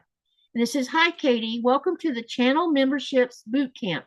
Welcome aboard. As part of this exclusive boot camp, you get access to me, your community partner manager for channel membership guidance, exclusive events, plus access to growing network of inspiring creators." And then it gives me 3 dates, and I only need to attend one of the sessions. And then down below, it also talks about us creating one members only video and posting it, because there's other things that they'll do for you from that. So this is something else you can do through YouTube. Uh-oh, hang on a minute, y'all. Uh, sometimes you one of the things I noticed with YouTube is they sometimes they offer different little things that you can follow through on. And if you read the email and then if it's something you're interested in and you sign up for it, go for it. Katie, we have our own perceptions of what others may think. That's exactly right. I love you because you are you and you're real. Thank you. How do I get a hold of Ron? Oh, you mean Sean. Sean is the guy who sews. Hang on. This is his hang on. This is his YouTube channel. And I think there might he might have a email posted over on his YouTube channel where you can email him. And he probably could answer that question too. And those of you who are channel creators, don't forget to share your channel by typing exclamation selfie. I'm almost done getting these half square triangles ready to use. See, Lainey says, yeah, that's what I mean. How do I get a hold of Sean? Put on that can help me online and be, yeah, there's a link. Go to his YouTube channel and let me look because I think he has an email there. Raven says, Katie, I'm fluffy too. It's okay to be fluffy. Yep, it is now. Definitely. Let me see here. Let me find Sean's channel.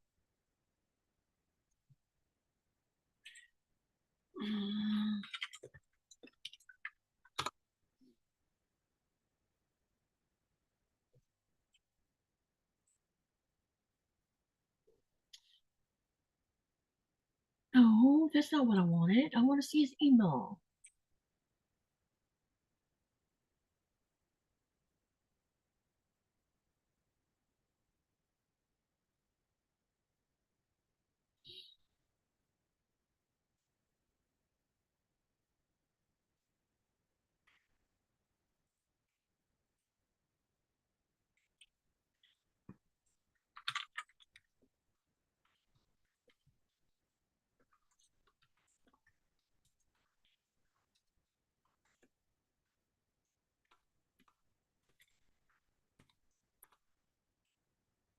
There you go, Lainey.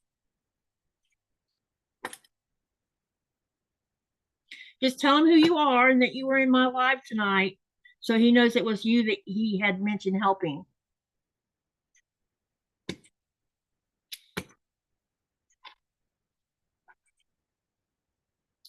Raven says, turned on my machine. Wait. She says, I decided to come back inside off the porch and turn on my machine. Cool. Awesome. She says, I'm almost done. Hey, that's great.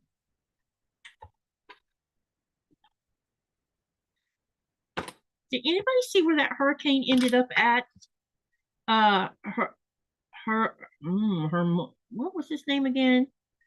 He started with an H. He was a category 5 the last time I looked, but he was still off in the ocean. Did he ever turn and go the other direction?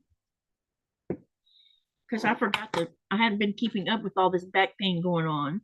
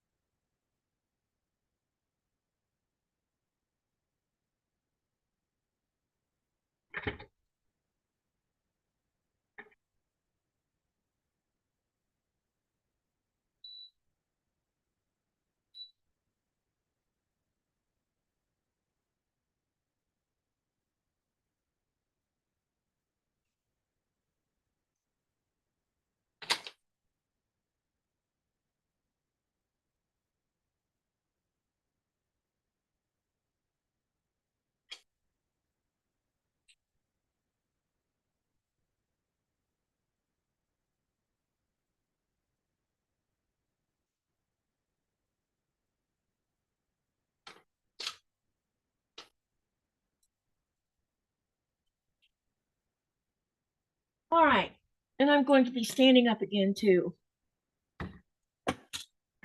You're welcome, Lainey. All right, let's lay this block out some more. Okay. So the first thing I'm going to do is we're going to put in this turquoise. So they'll be going like this.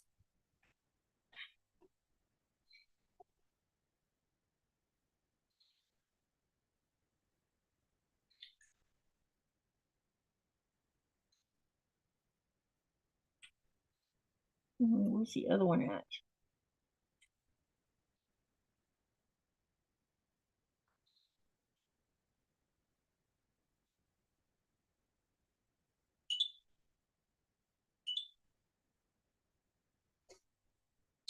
Okay, things are disappearing around here.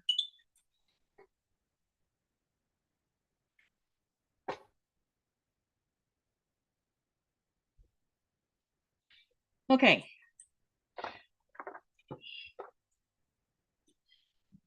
Trying to make sure. All right. Okay, we got that part on here. I know it's not going to look right to start with, and that's okay. But you'll see my point when I get it all lined up the way it's supposed to be.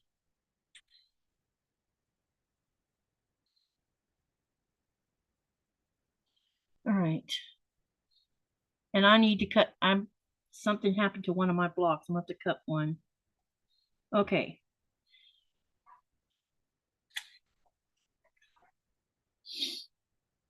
Then we have some more rectangles that's got to go on here.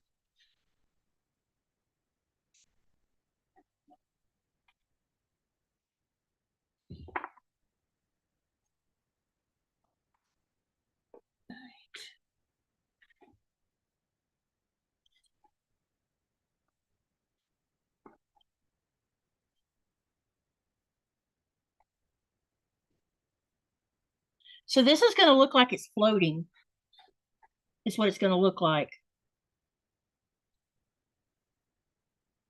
And I can see why the writer of this pattern is calling it focal point, because it's going to have your eyes on the color and not so much on the background or the design overall. Okay, now we have these other half square triangles, which are going to be turned into hourglasses.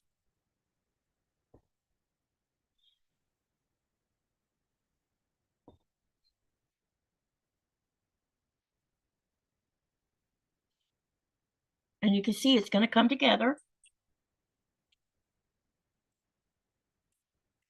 At least I hope so.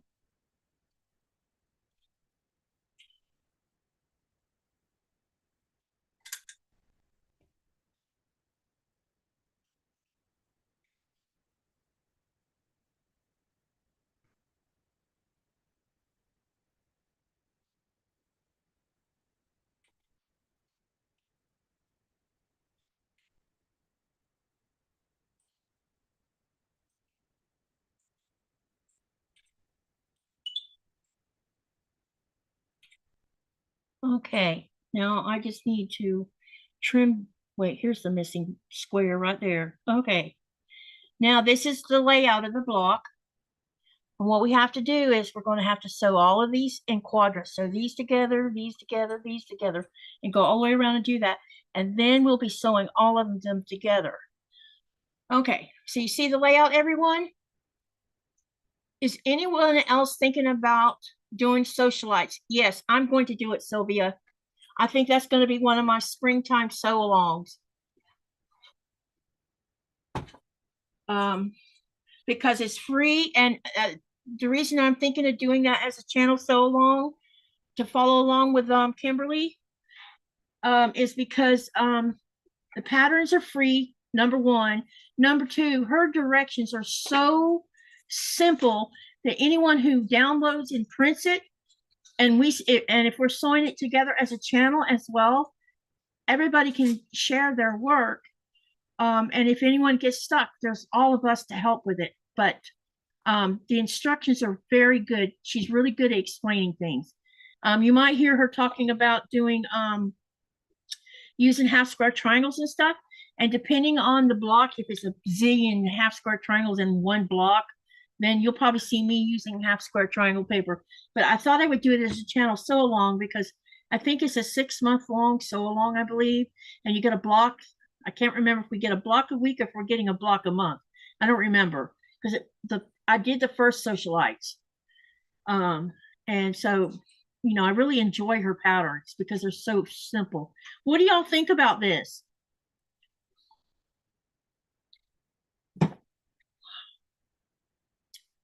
I'm wondering about this though.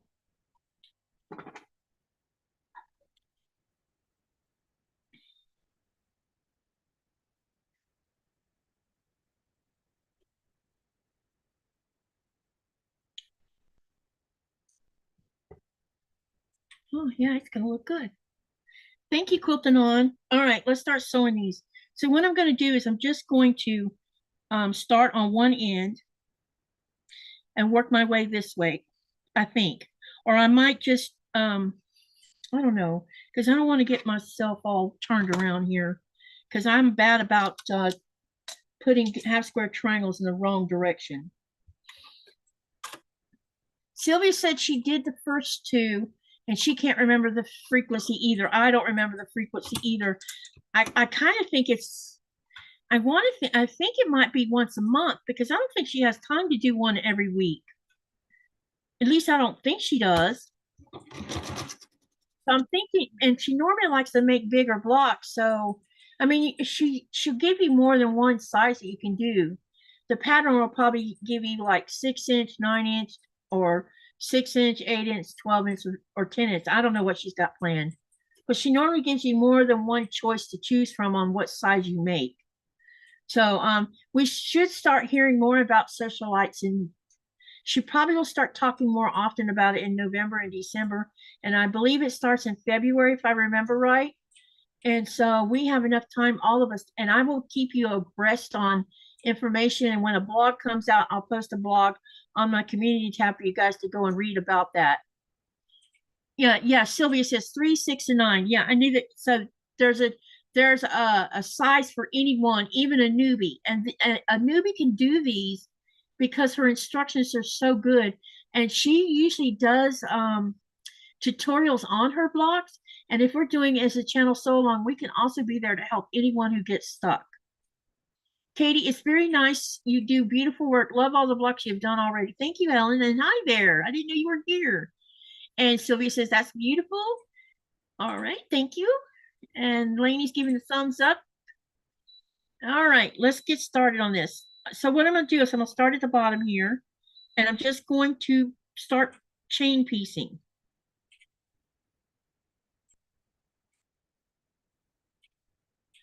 And for those who don't know what chain piecing is, it just means I'm going to sew more than one thing at a time. I'll be running it through my machine back to back, and then I'll pull them all out in one long string and then take them apart.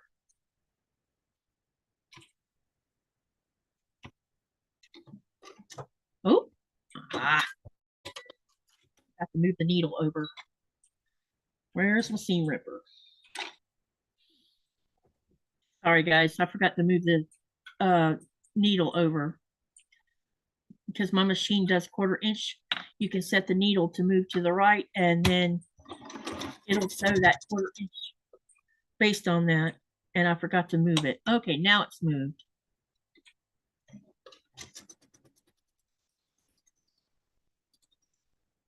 Okay, then we're going to sew these two together. And remember that when you're doing these, sometimes you might have to pin because you want to line up a seam like this. This one has a seam you need to line up, and I'm going to stick it up close to the camera so you can see it. You need to make sure that your two seams there line up with each other when you're sewing that side seam. So you can either pin it or you can wing it and see if you do. I'm going to pin mine just to be on the safe side.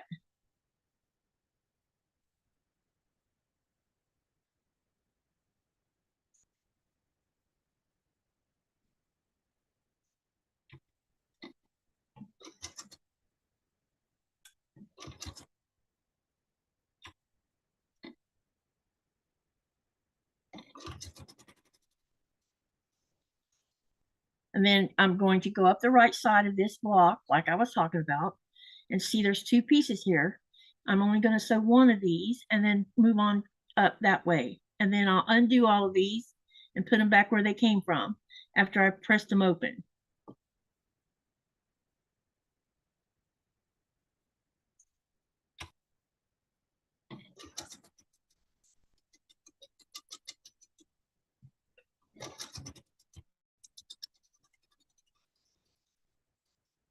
Same thing with this one. We have two seams coming together again.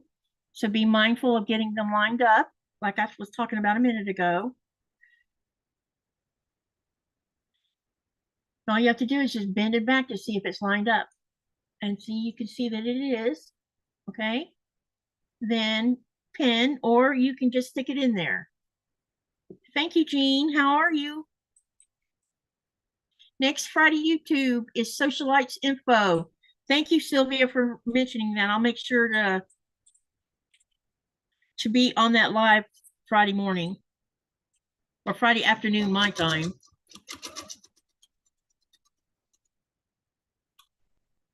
Raven says she just finished the quilting. That's outstanding.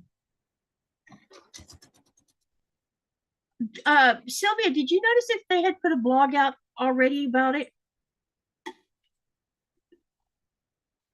Because I knew she was going to start talking about it.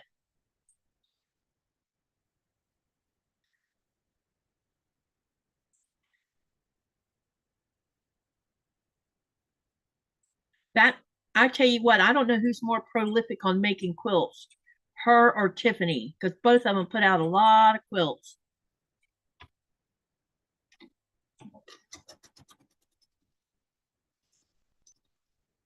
Okay, so we've got this first section done, and all I'm going to do is take my scissors and take them off one at a time and put them back where I got them from.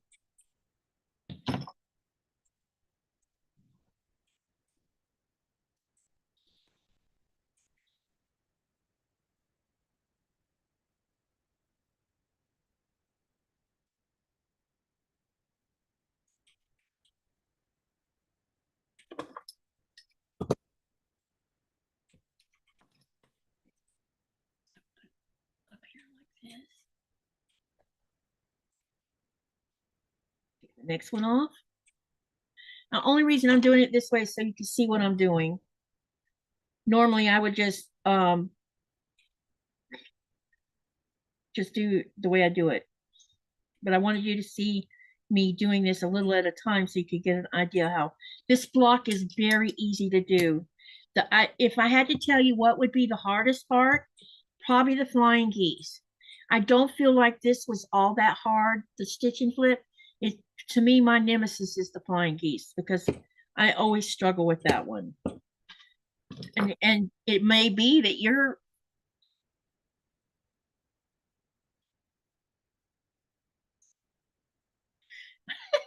I have just turned the wrong way. I was about to have a heart attack here.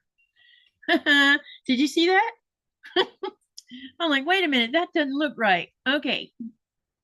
Anyway, what I was saying until I got distracted by that is, to me, this is pretty simple.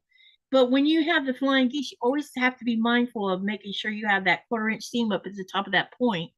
Because if you don't and you cut it off, you'll notice it. Or it'll bug you because you cut it off. And you're going to see this one. Look at this. This is right on the seam. It's not cut off, but it's right at the seam.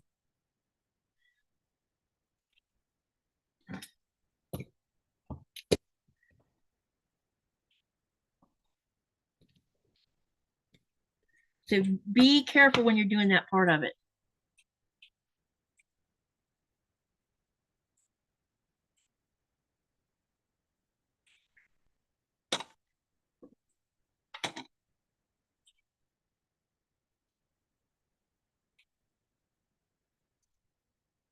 First block needs to be turned. See, Pat saw it before I did. I'm like, wait, something's wrong here. Oh, leave it up to me to turn triangles in the wrong way. Okay, so this is going to be like this. No, it's not. It's going to be like this. Okay.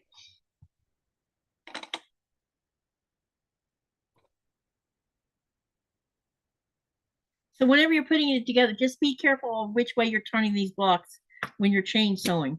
That's why I try to just only do like one portion at a time of chain sewing, because you could very easily just get everything turned inside out and the wrong way, and then you're seam ripping your heart out because you've sewn something the wrong way.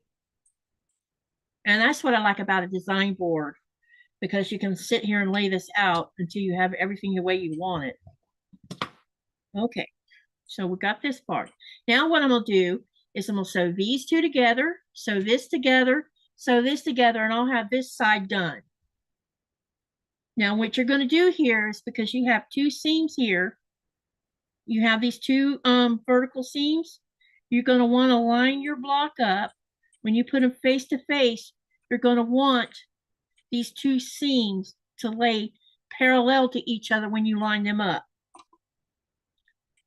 And I like to take a pin and stick it through the back side of the top one, and make sure that that pin comes out in between the seam. Uh-oh.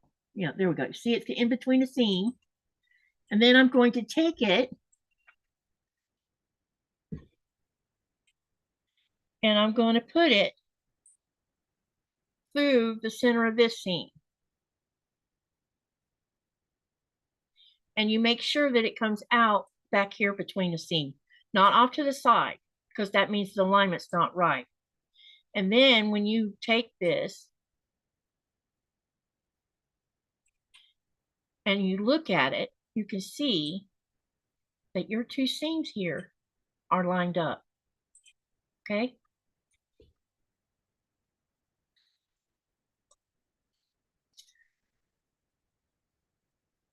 And then I like to take and put a pin, and you don't have to do this. You do that, you do you. But what I do is I'll take a pin and put it on this side of that center line. And then I'll turn it around to see I still have this pin in here keeping things lined up. And I'll take another pin and pin it on this side.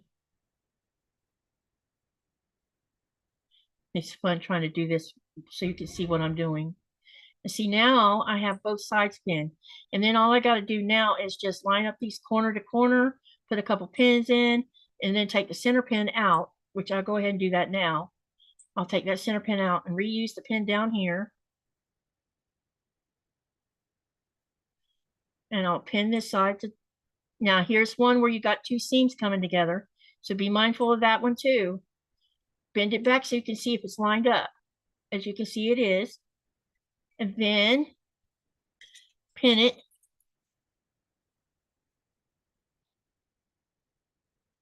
And it should go through the machine the way you want it to.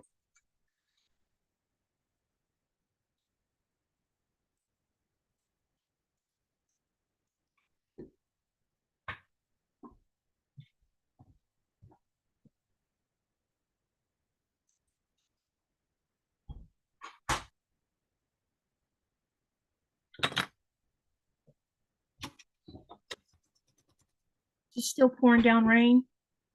Probably. It's cold here where I am. I know, I could feel that. I could feel the temperature change in the house, which was fine by me because it was hot in here.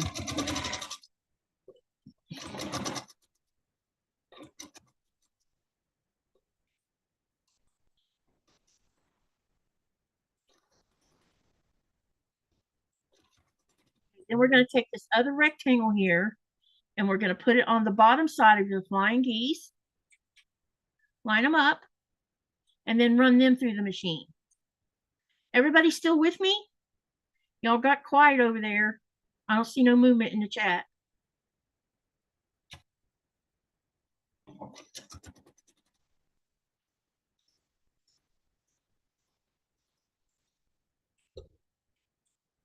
Okay, then we're going to do the same thing with what I showed you on the first one.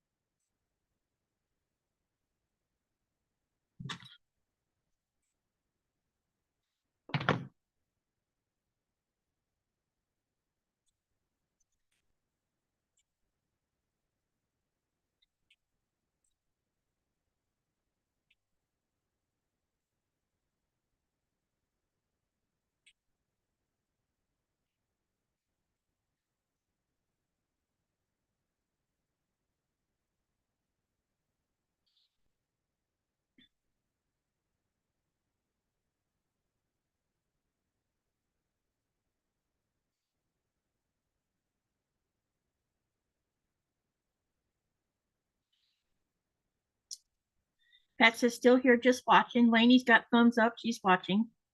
Okay. Just making sure I hadn't lost y'all. All right. Pinning these. And we're going to have this whole section right here done in a minute.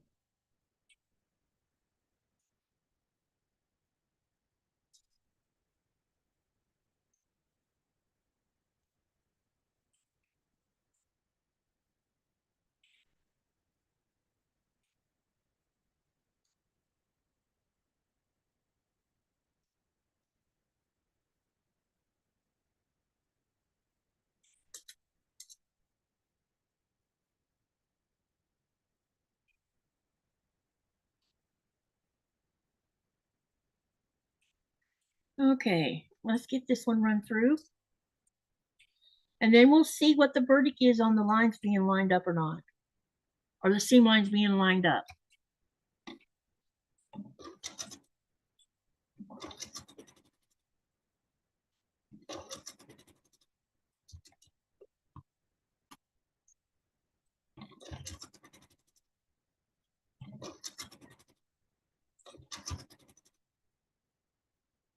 Carrie says, laugh out loud. That's because I am quilting along at the frame tonight.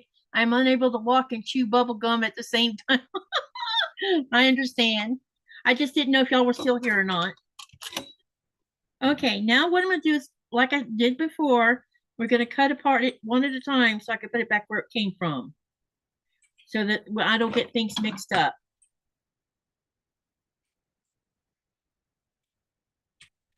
And this one looks pretty good.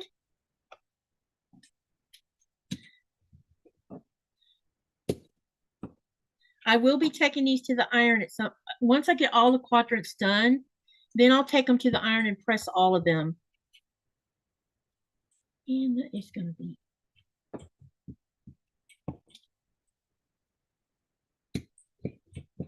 Okay, so here's the first one. Put it down here like this. And once I put heat to it, it'll lay flat like it's supposed to. Now I'll cut off the next one. And this one's just the rectangle that I added onto it.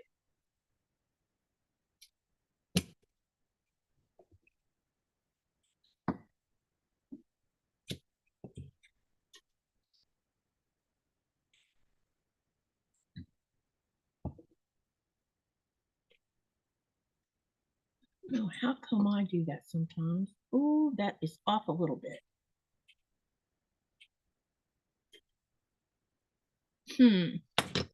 Okay, I need to fix this one.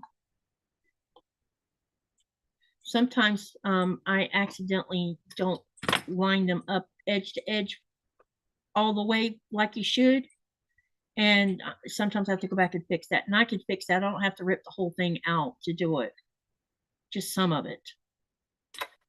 One of the tips I picked up from watching Kimberly do her blocks. Instead of ripping the whole entire thing out, she'd only rip a portion of it out.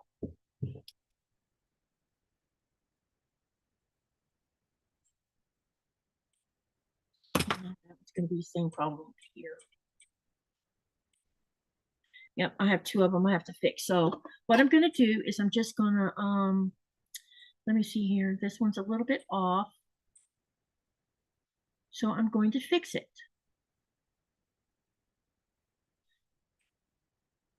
Which means taking a little time to fix it, and that's okay. We're not in a hurry.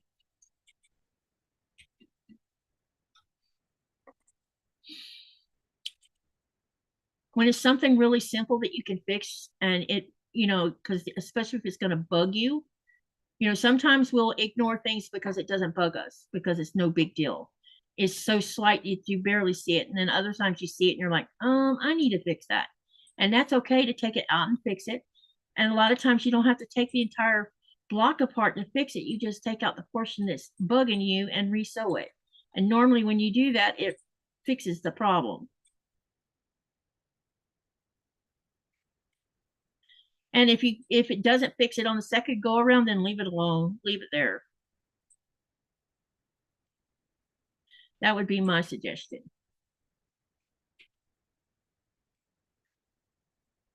But sometimes blocks are just not going to, sometimes they get wonky or whatever. Jaja's got her happy face with sunglasses on. Hey, Lori Clark. I haven't been seeing you. How are you? Hope everything's okay in your world.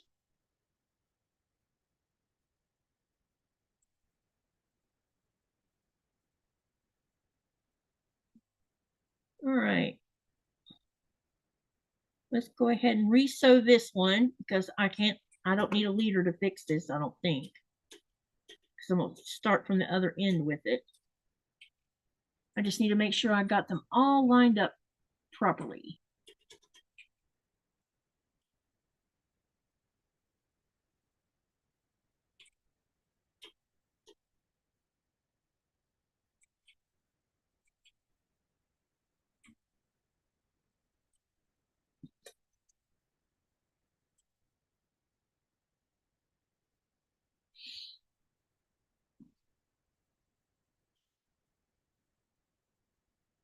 You know, there's this song sung by Lady Gaga with from the Stars Born movie, and it's been replaying in my head for weeks lately. It's a little, I love the song, but it's a little bit like, okay, can we get another song stuck in our brain besides that one? But that's a beautiful song. The song Always Remember Us This Way. I love that song.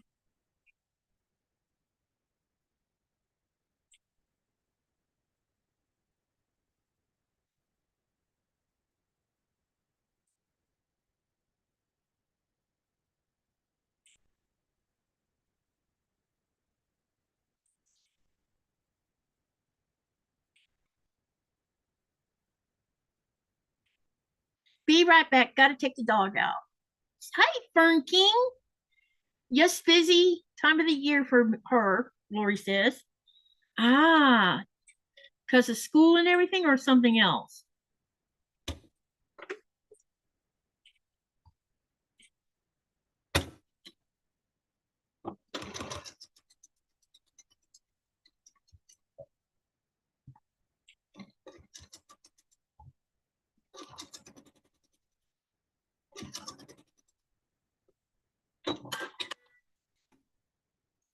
Okay. There's still that little crease sitting in there. Well, why are you being ugly? Okay, I'm going to leave this one alone. Okay. It'll probably work itself out. Maybe.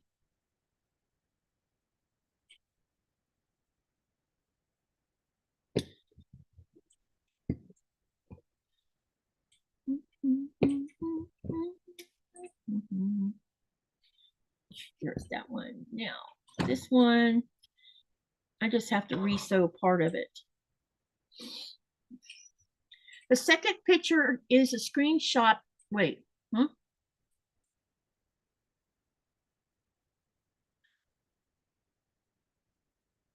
Ah, the pool. The second picture in a screen.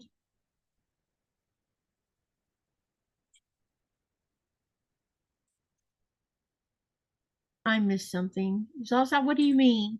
The second picture is a screenshot of the cover page. What are you talking? I missed something, I think. Hey, Andrea, I just posted my blog. Hey, babe. Yeah.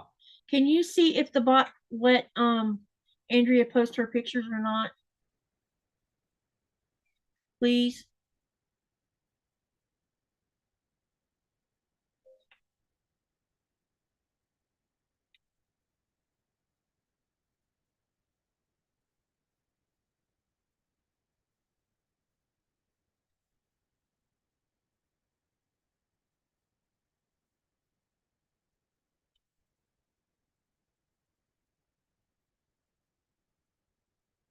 Oh,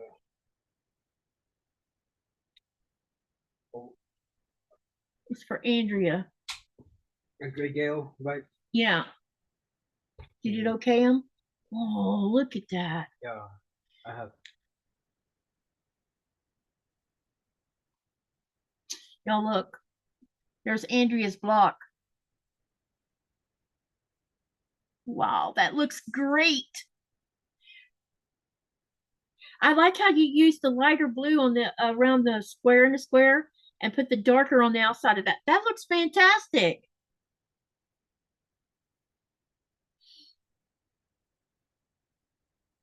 It was to at Pat. I saw her comment on Facebook asking what pattern I was following. Oh, got ya. Because I thought I missed something. I didn't know what you were talking about. That looks fantastic, Andrea.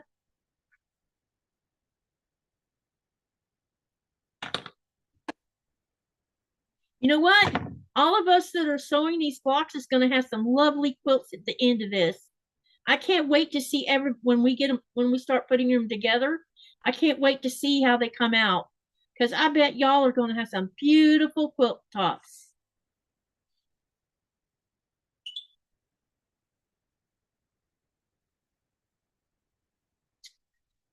Okay.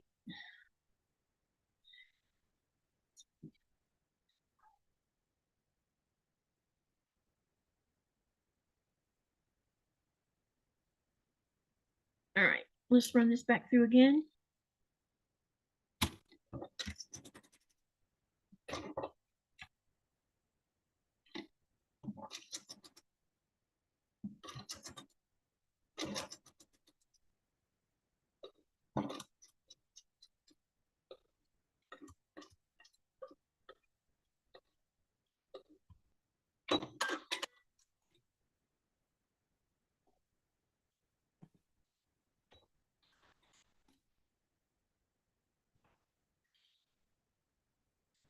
All right. Ah, fixed it. Problem fixed.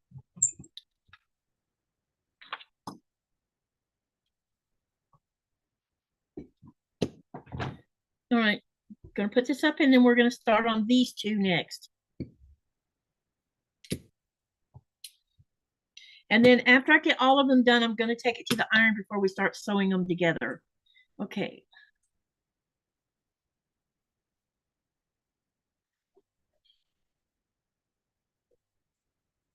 I'm gonna put them together here where you can see what they're supposed to look like. I hope I don't have this turned wrong up.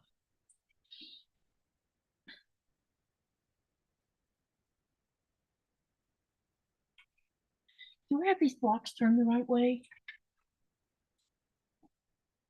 Yeah, I got them turned the right way. All right, let's go ahead and start sewing this next set.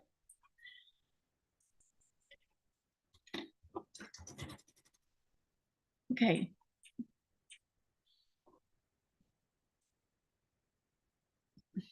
I was wondering how the flying geese was going to match up to the corner pieces. Yeah, they should. Hmm?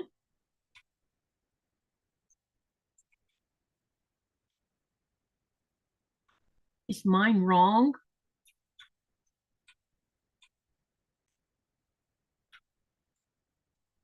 Oh, I hope not.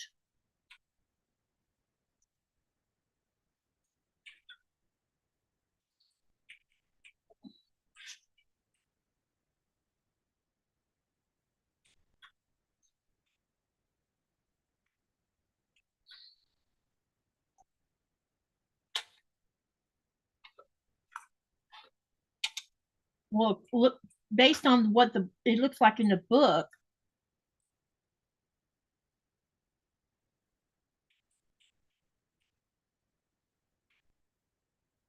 Oh, I see. It should look the way it's supposed to once I sew them all together. The way you saw with Andrea's.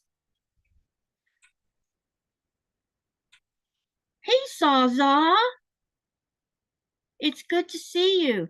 Hey, has the weather started changing over there in Scotland yet?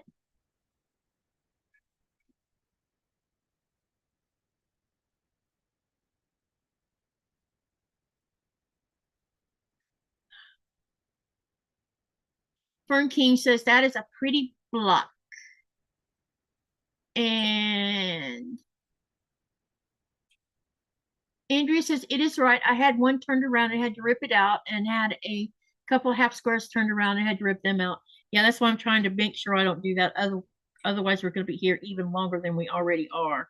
I don't even know what time it is yet. I haven't looked.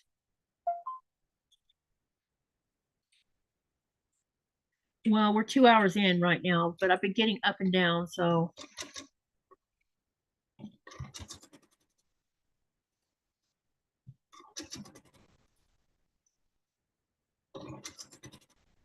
Okay, let's do this one too. And then I'll take them back, re-sew the other, or sew the other side to that, and then we'll have that done. They definitely need pressing, for sure, for sure. All these seams.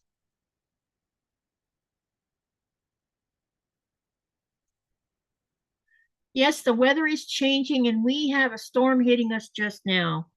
It's been raining here, but I was wondering if y'all were getting any of that tropical stuff from the Atlantic or not, which is probably subtropic now. Katie, your friendship quilt looks great in the background. Thank you, Zaza.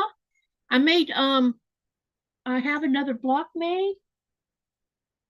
Since you brought that up, let me hang on a second, you guys.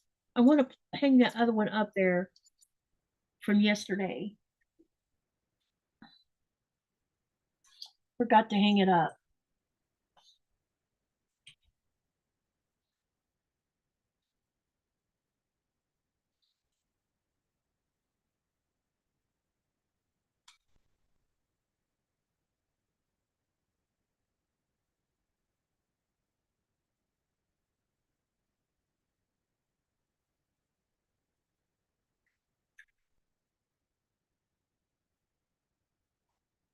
And I have another one that I just need to sew the last seam in it, and I'll have 4 blocks made.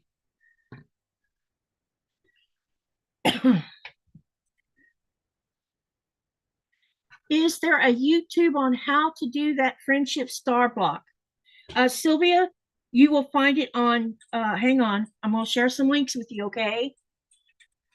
The instructions can be found on my community tab, on my Facebook group, and on Teresa Louise I Quilt 2's community tab, but she also did a video about it, and I'm going to share her channel with you. And also, on the September 20th, Teresa was with me and we were sewing the block on that. So you will also find where I worked on the block on September the 20th live. And also I worked on this block last night on a live. So you have two or three videos where you could go look at it. But the written information is on our community tabs because the pattern was written by Teresa Louise of I Quilt 2. And so she has a written form of it over there. And I also posted a hand typed out text writing of it. And it's on my community tab and on my Facebook group.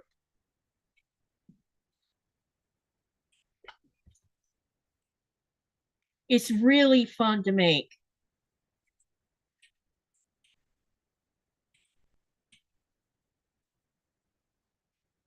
Ah, shit. I love the color she picked. Thank you.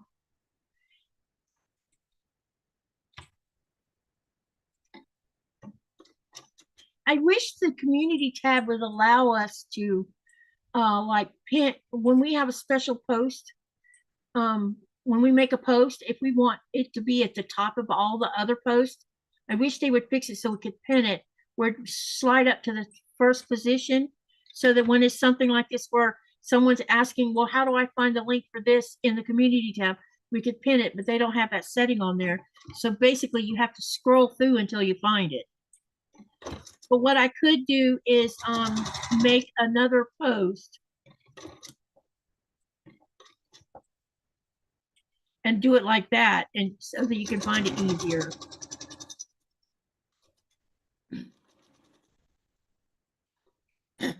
Did you remember to post a picture of the friendship quilt on your page, Katie? Friendship. You mean the information on how to make it? Or a picture? No, but I can do that because I made a picture for a thumbnail. I'll get that done tonight, Andrea, and I'll repost the text information for it.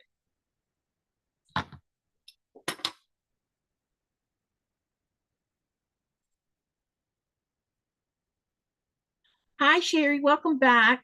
Yeah, I'll take care of that tonight, Andrea. After the live, I'll take care of that. That way, people can find it much easier. Because that's actually a good idea. Welcome back, Sherry. How'd the premiere go? I'll have to watch the replay after my live.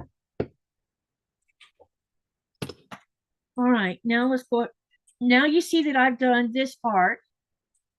So now what I'm going to do is go ahead and put the other rectangle on here as well.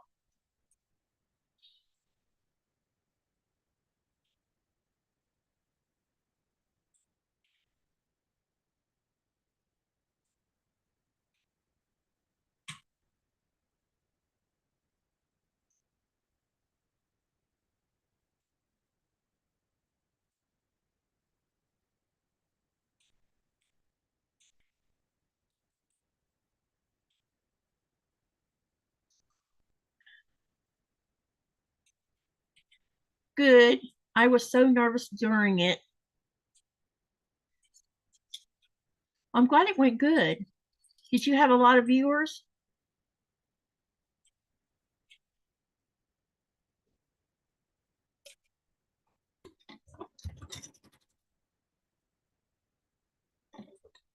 Uh-oh. I broke my thread. Doggone it.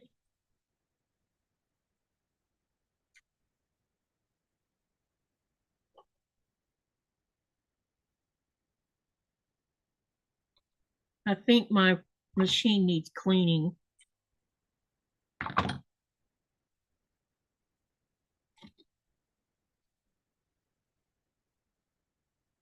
It's been acting weird. And this bob is going to run out probably soon. Not right now. I'm not worried about it tonight. But I figured once it ran out, I'd go ahead and clean it. Okay, and I need another leader because that one is spent.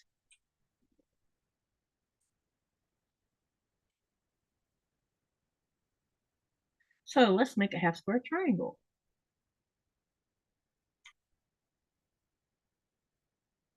From my stitch and flip.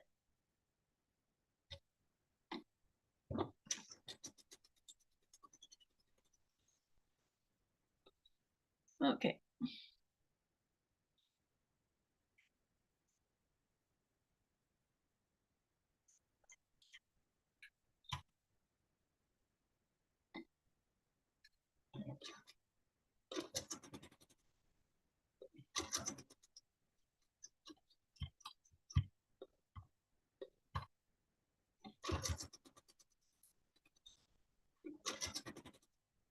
And then we're going to do this one also. It was just about 20 minutes long. And Zaza says it was amazing.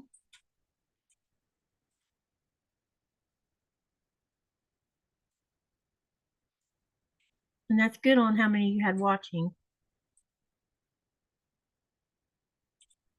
Your block is turning out very pretty. Thank you. It's definitely the camera's making this look brown. It's not brown, it's maroon.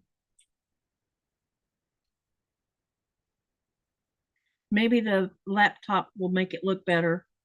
When I get it all put together, I'll show it to you. But it's actually a maroon with gold spots or gold little dots and design on it.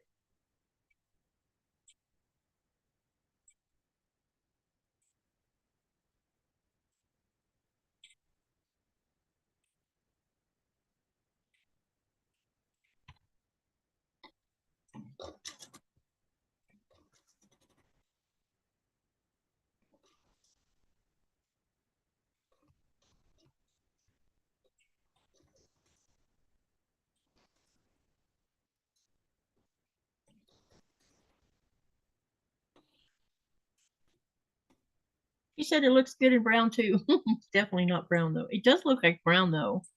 And I haven't even used brown in any of my blocks. I finally put some green in there though, definitely. And I think I need to add some more green before it's over with.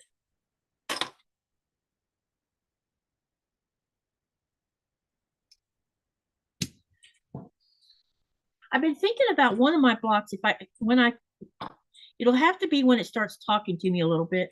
I wouldn't mind doing a block where it has a lot of pink and green involved. I have one block where there's a little bit of pink, but not a lot. Okay, now we got this part done.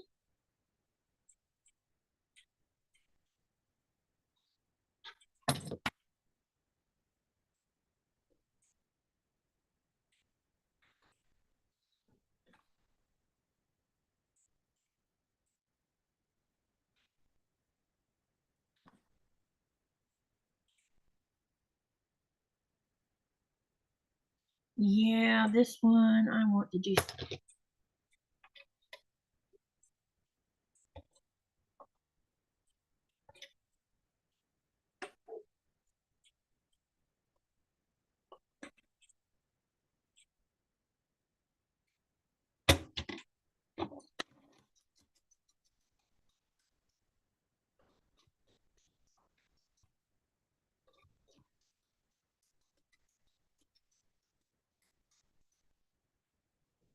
I'm still working on the friendship block.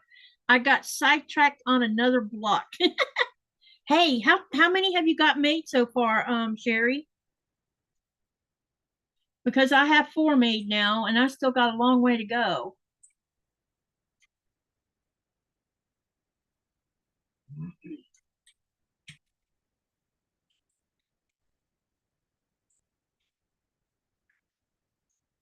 Because I got plenty of the pre-cuts left that I cut.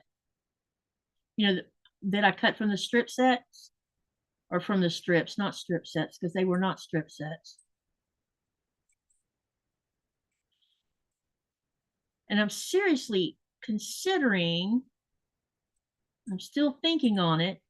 I might make it bigger than the original pattern. So it can, because it's so colorful and it's so beautiful. Those colors are really just, I love them. That's why I bought the, I just cut a seam.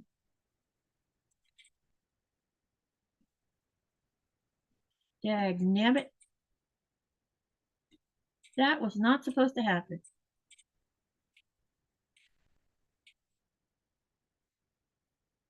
Now I'm going to have to fix it.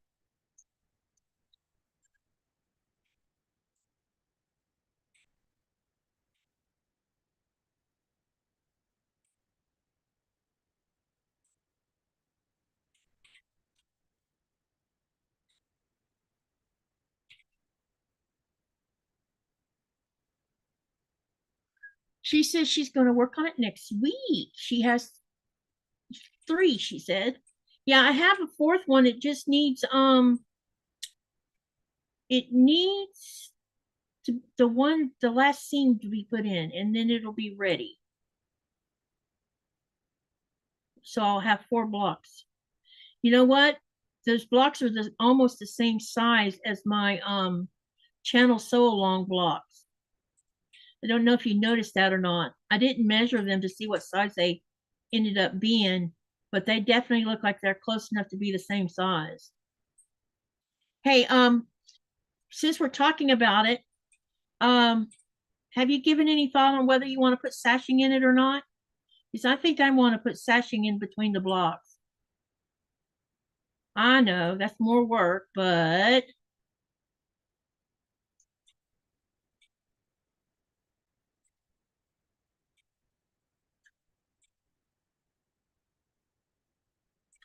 or I could leave it like it is. I haven't made a total final decision on that yet.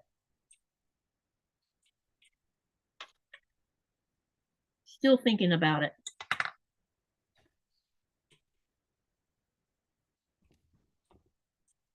I'm having trouble with something right now, y'all. Just bear with me. I'll have it fixed here in just a minute. Something's giving me a hard time.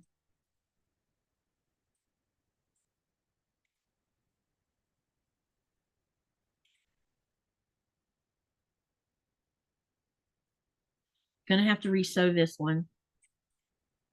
What I ought to do is just rip the whole thing out and start again. Actually, that's a good idea. Instead of trying to piecemeal it. No, I think I won't. I like Teresa's. Yeah, I can't decide. I mean, what do y'all think?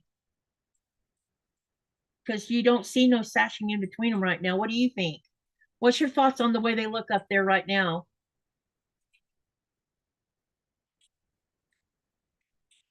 Because I can't decide.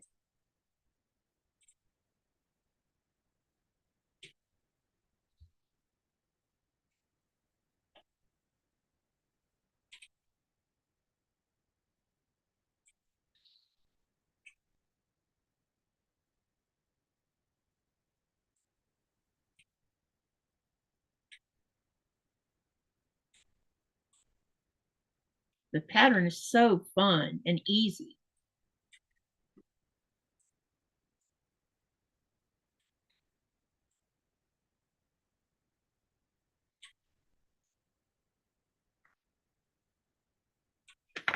All right, I just ripped the whole thing out. We'll start again. I do it like the way it is. I do like it the way it is, but if you did sashing, what color would you do? The white like the stars are made from. My accent color.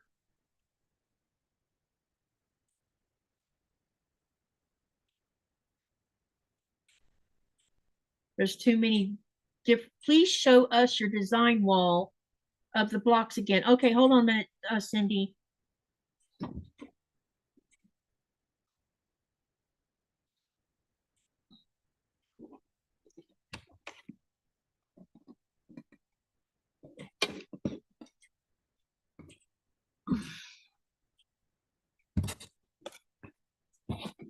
I'm trying to make sure I don't pull a cable. If I pull it, if I'm not careful, I can dislodge the cable to the monitor that's attached to my laptop.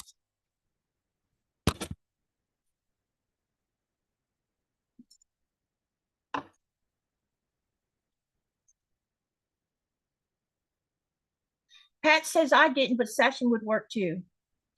Anyway, those are all the 1,000 blocks. Uh-oh. Now it's gonna be fun putting this all back the way it was.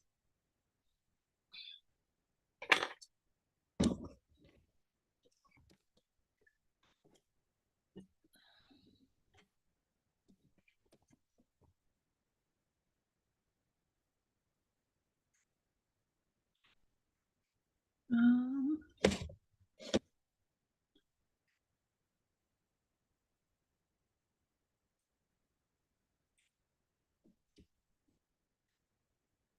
okay, I hope that's okay.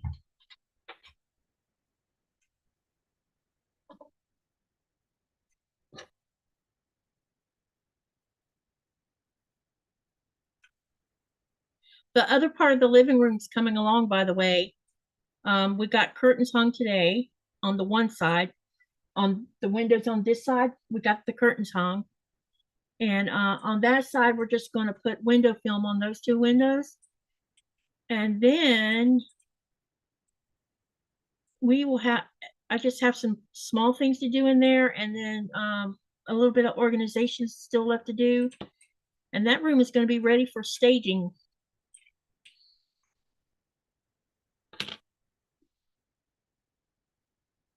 I picture a pewter sashing maybe with a tone on tone or even a gray grunge. I don't have any of that in my stash.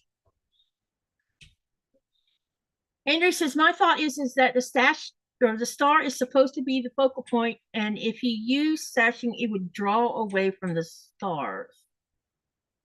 Is Zoom following you tonight? No, I turned it off.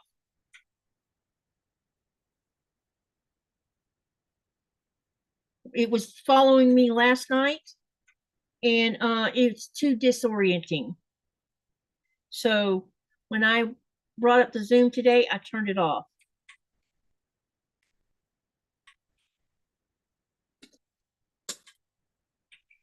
Sherry says, Cindy, that would be nice.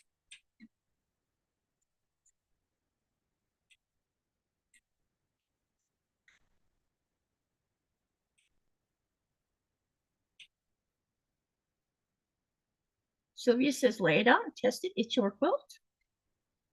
And Fern King says she loves how it's coming together. Raven says, I like the craziness of no sashing. Yep. You want to make it's very scrappy, and that's the whole point of it. You'll probably notice that I've been working scrappy, scrappy, scrappy. Even these blocks for the 1,000 block, they're all from my scrap pile. They're not from the only thing that's actually out of yardage relating to these blocks is this white background when I'm using it, and not all the blocks even are. I'm not using the white in all the blocks. You probably noticed that too, which was part of my plan, because I think I have an idea of how I want it to look. As far as I already have the setting picked out. I've showed it before and I'll show it tonight again. But I also have a idea in my head on how, when I get ready to lay it out, based on the layout, how I want the blocks to be, or where I want to position each block.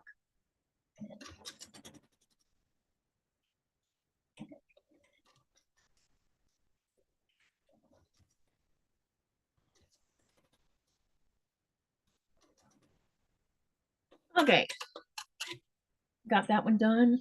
Put it back up here.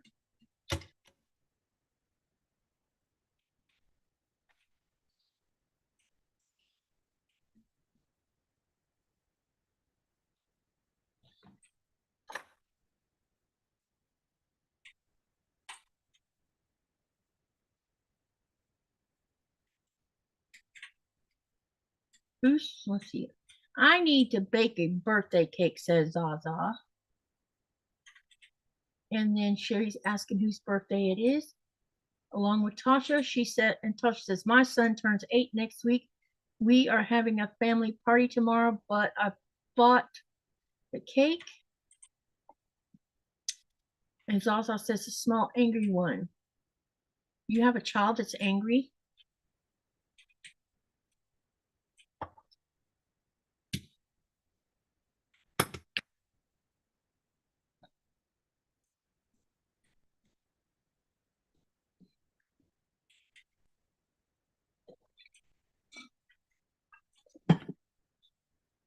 All right. Now we have these. This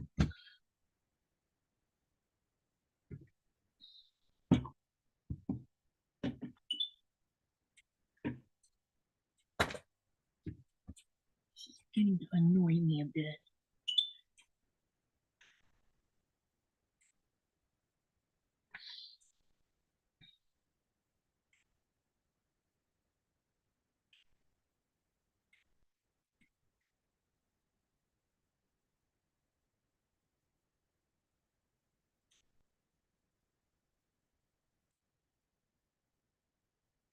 All right, let's start this side.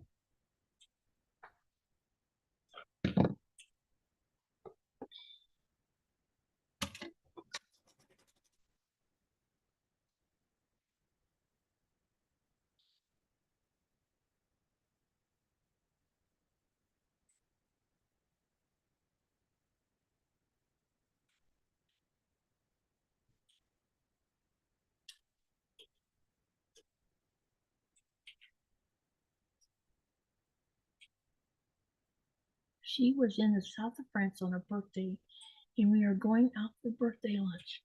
It's her pet name for her daughter. Oh.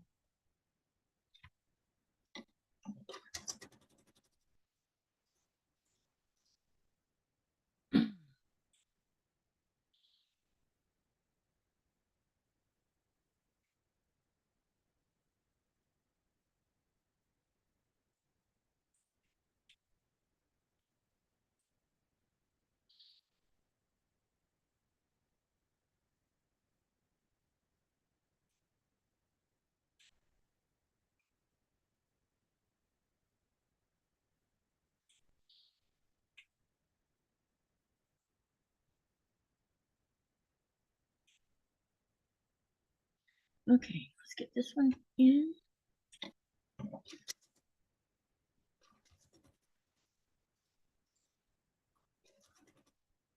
And then we're going to sew this.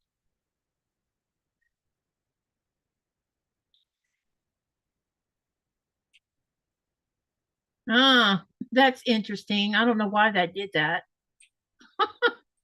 What do you spend the most money on? 77% of the channel said yardage. 23% of the channel said fat quarters. 0% on mini or charm squares or layer cakes. And jelly roll had 0 as well. You guys, am I still live? Because I don't know why that did that.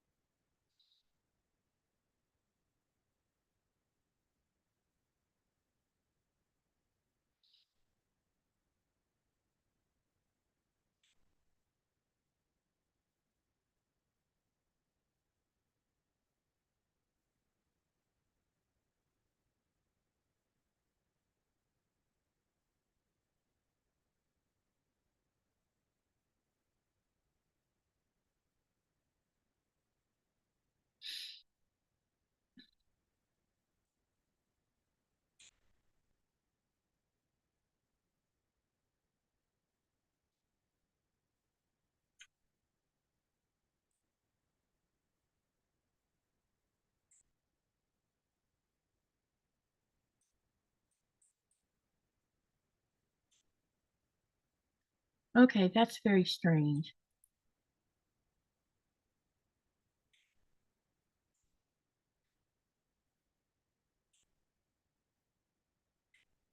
Something happened to my poll.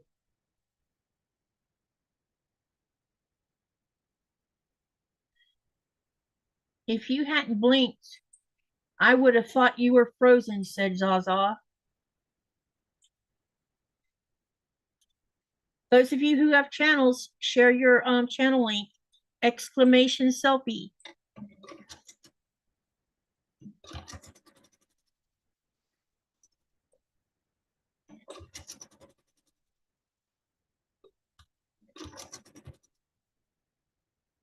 All right.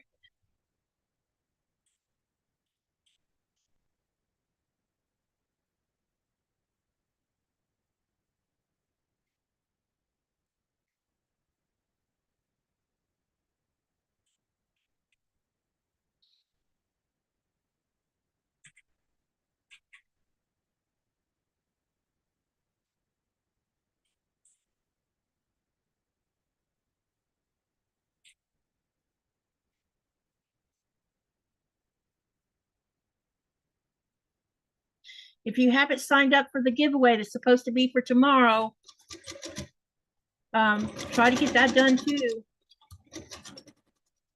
More, unless I change my mind, which I don't know. I feel like that.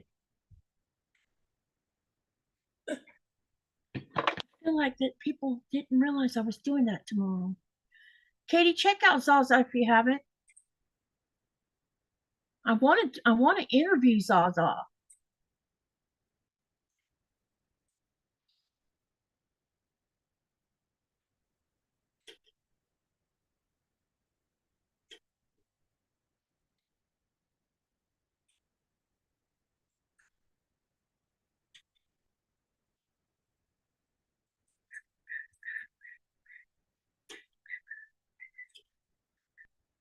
Okay, so far we have 31 responses to the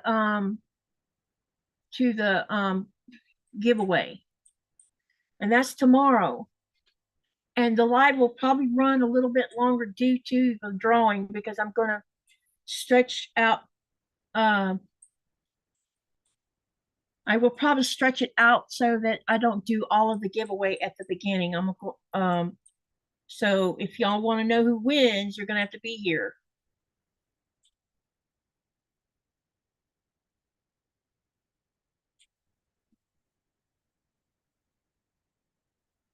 And I'll make sure to advertise it all day tomorrow as well, so y'all don't forget about it.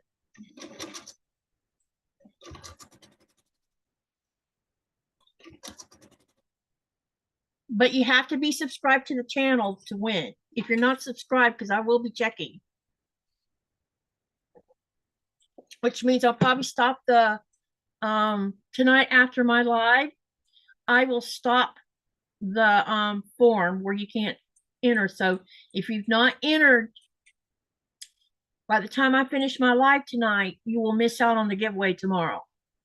And I can reshare the link if you haven't done it. And please make sure that you are subscribed, because I will check. Because this is me giving thank you, paying it forward to all of y'all who've been following me. And I want to make sure that, you know, you're subscribed. Why aren't you going to enter, Sherry? Why not? You've been so supportive of my channel.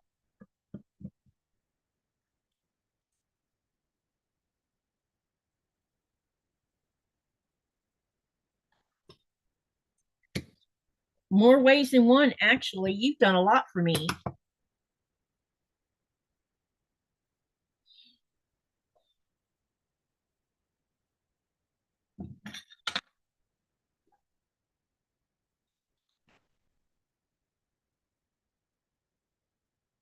She did her first live on Saturday. I did not know that. What time did she do her live on Saturday? Jean says, fingers crossed I win, smiles. Because I'm on your channel as a sidekick. I'm sorry, but you subscribe just like any other person. Just because you come and sew with me and stuff, that don't put you out. I want to say thank you to all of you.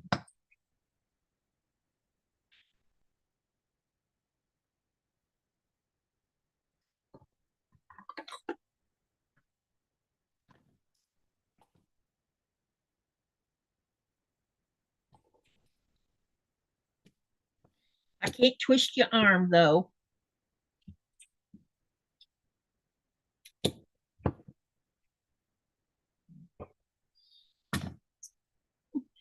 "3 p.m. Eastern Standard Time." Oh, okay. I will make sure to try to catch her next live, and I'll go watch. So this was last Saturday. She did her first live. I will go and watch a replay. I didn't know she had done a live. Hey Zaza, don't you like how we're talking over you? Or about you, I mean.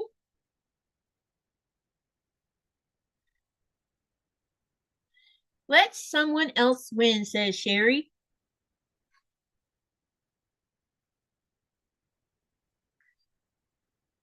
Yeah, I think you won something last time, didn't you, Sherry?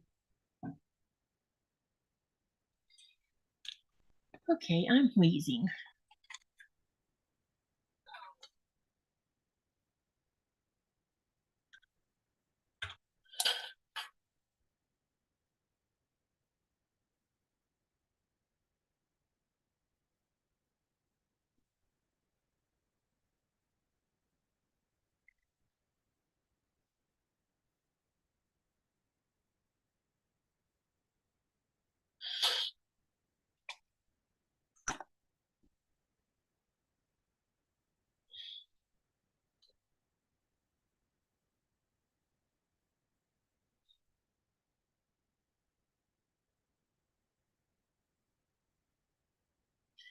This Saturday at 3 p.m. Okay.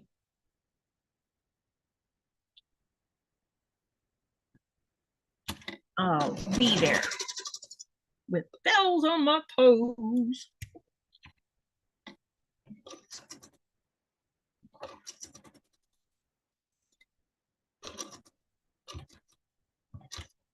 Can't wait to hear that Scottish accent.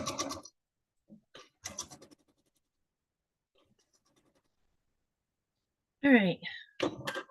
We are trudging along here. I'm sorry it's taking so long. Really, I am. This is not that hard of a block. But unfortunately, pain is making this difficult. All right, we got this done. So this is on here now. And we still got 2 blocks to sew together.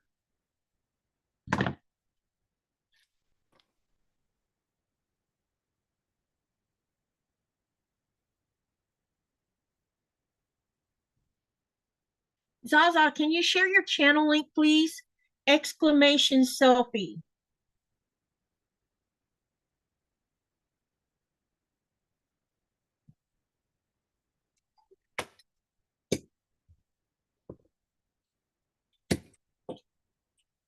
Exclamation selfie.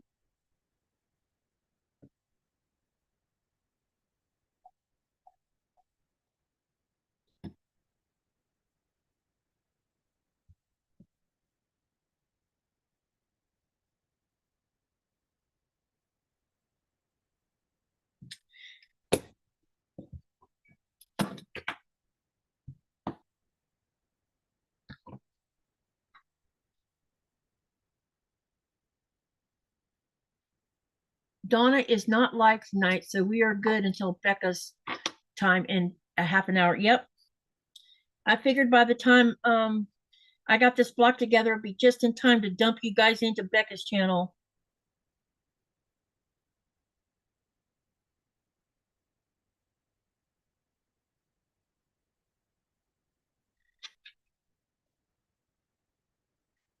Because she's, what time is it now?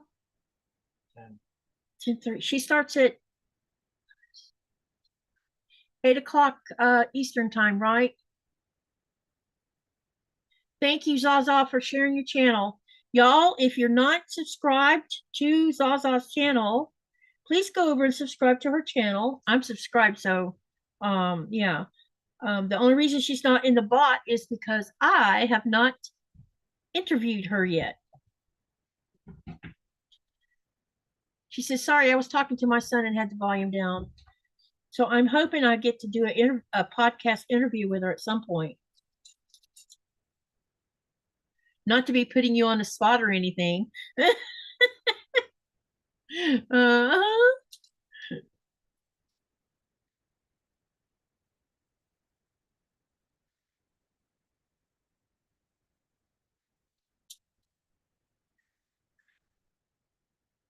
Robin says, I'm not signing up. I would forget about it till it expired.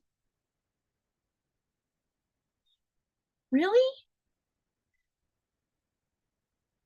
Whoever, I don't remember who it was that there was 2 people from the last time did the giveaway that had Amazon card, and I got an email yesterday saying that someone that I don't remember who it was, but they finally picked up their gift card from Amazon.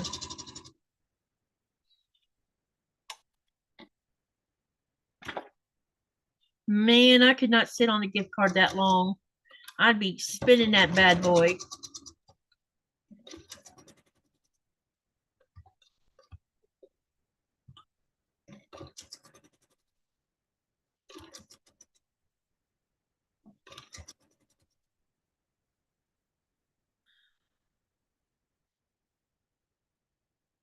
You're welcome, Zaza. Anytime. I would love us to have a podcast together. I haven't done any podcasts lately because I've been running out of people to interview. I guess I need to go hunting. Maybe I should do some non-traditional or non-sewing interviews or something because I'm running out of people to interview. Or I can't pin down people because their channels are too big and they don't answer emails.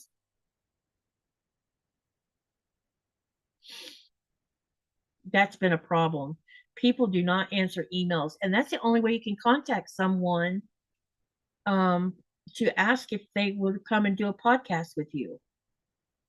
Because I don't go in your channel because from what you're not supposed to go into people's channels like you're on a hunt. You know, I want to interview you right in the middle of your live. I think that's the etiquette. You're not supposed to do that.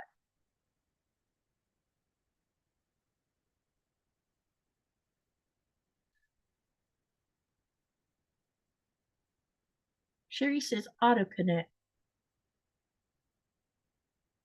Zaza says, sorry, Katie, I was ill. That chest infection floored me. Was it you? That's a rhetorical link to last Saturday's live. Raven says, I got to go. Have a great weekend if I don't see y'all. See you later, Raven. Have a great weekend. Was it you that had the Amazon card? Because I don't remember who it was. I just know I got an email telling me, and I never got around to go looking to see who it was that finally got theirs.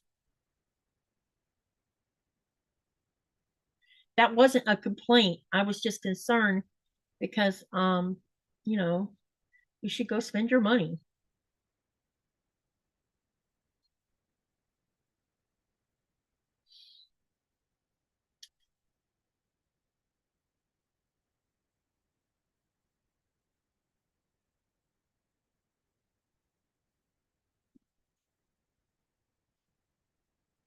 You know, I still don't know how we're going to mail things out of this town. No one has an answer for us.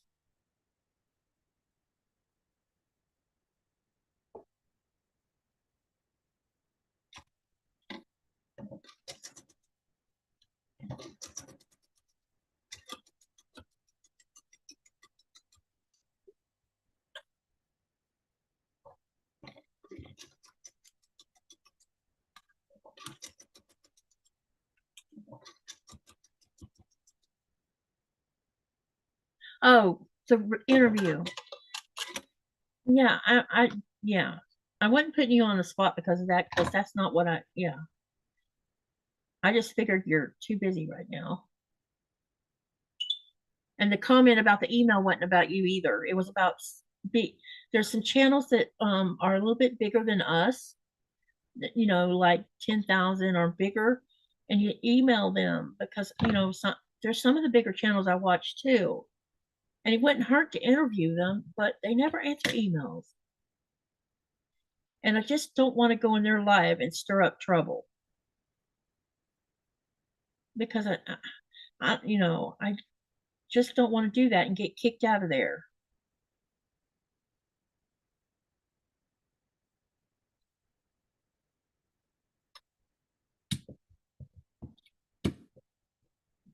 Some people are very touchy about that kind of thing.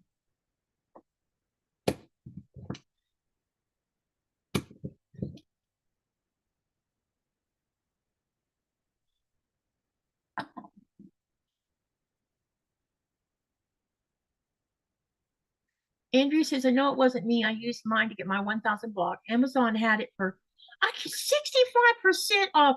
That is so cool. I was so excited. I have wanted that book since Katie started using it. You're lucky on getting 65% off on that. That's awesome. There's another book out that came out that's on Amazon that I want. Someone just came out with a new this is going to bug me. I don't check email. I get so much junk mail, says Fern King.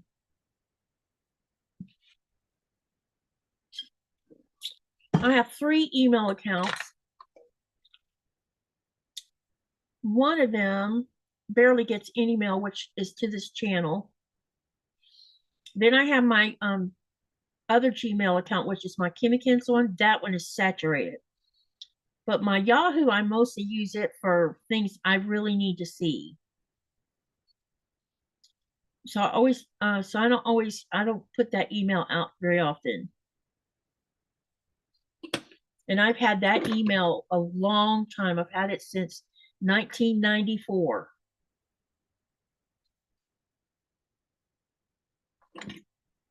But I'm an email user, chronic user, right? That's how I communicate with people if it's not through Facebook.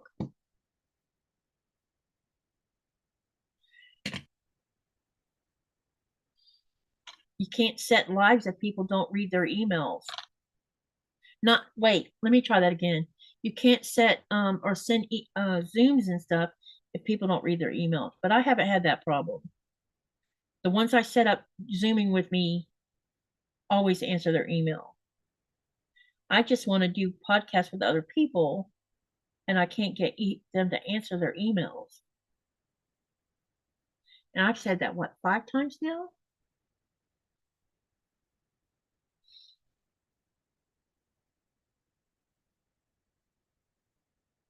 Whoops, I emailed the one on this channel. No, Jaja, that was fine. I saw it and I read it. And I went and looked at the pictures you posted. And I printed out the pattern you sent me. And that is a killer pattern. I really want to make that one, especially seeing it all colorful like that. Y'all, if you'll hang loose, I'll show you what Jaja sent me in an email that was a pattern. It's a log cabin pattern that's been done in bright, happy colors, but it has a star in the middle of it, or in the middle of each of the blocks, so it's really cool looking.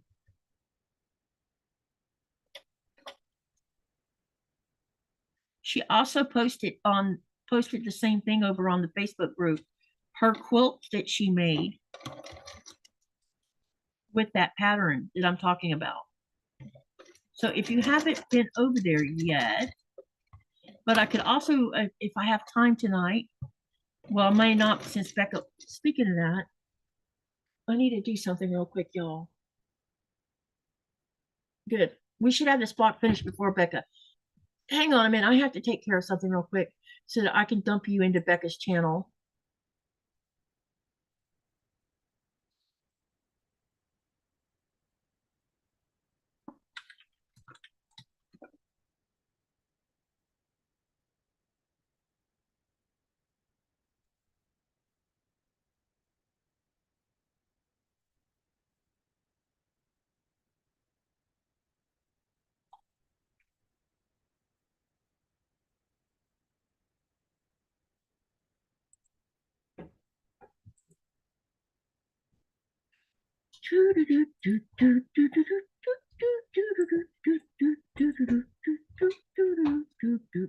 Just takes me 1 minute to fix that. All right. Customization and redirect. And then add her because she'll be live. Click on that. Save that. All right.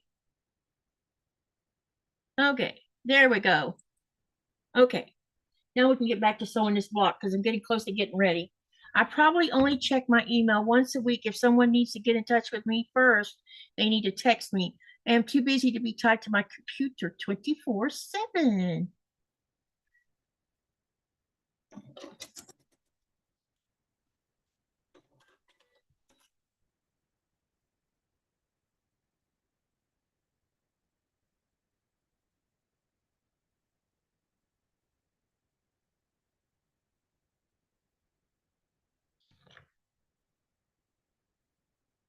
Okay, that looks better. All right, what I'm going to do now is I'm going to take all of these over to the iron and put heat to them, and then we're going to sew them all together to make this block.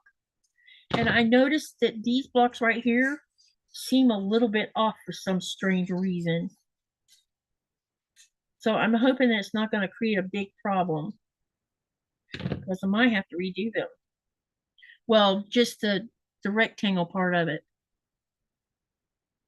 At least on one side of it anyway. All right, let's go press these.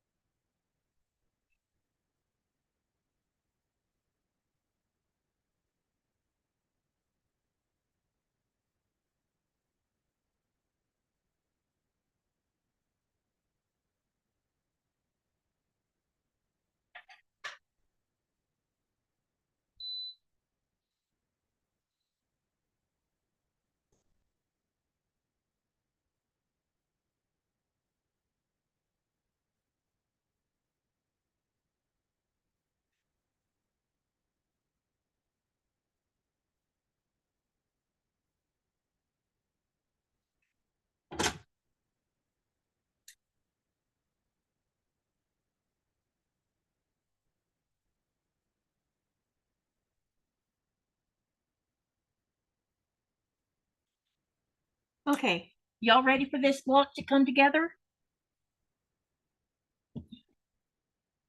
Okay, she says, when I was in the computer world, I had to be tied to the computer and phone at a time. And I guess now that I'm retired, I'm a bit rebellious, laugh out loud. Hey, it's okay. Can y'all bear with me for 1 minute so I can do a bio break and get me some more to drink? I'll be right back. Then we're going to put this whole block together.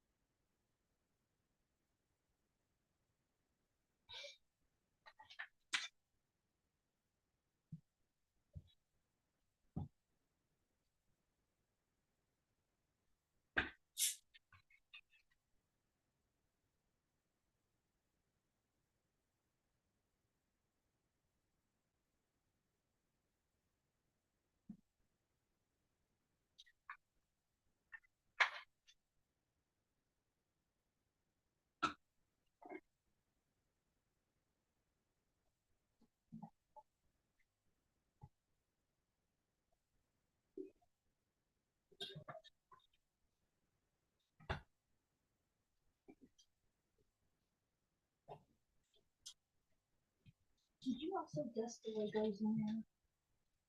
Because those need dusting too.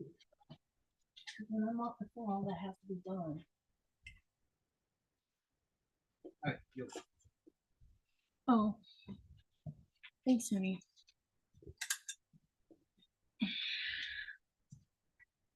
Okay, what I'm going to do is I'm going to probably haven't decided which direction, probably across like I usually do. So let's go ahead and join these together.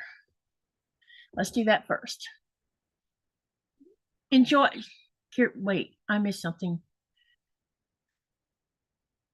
Is Carrie leaving? All right, enjoy your dinner. Sorry I haven't got this finished. Sherry says, see y'all in a bit. See you later, Sherry.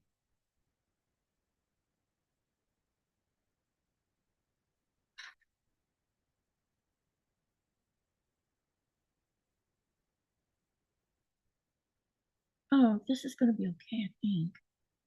I didn't think it was going to be okay because it didn't look like it was going to be okay. Oh, wait, it might not be okay. We'll find out in a minute. All right.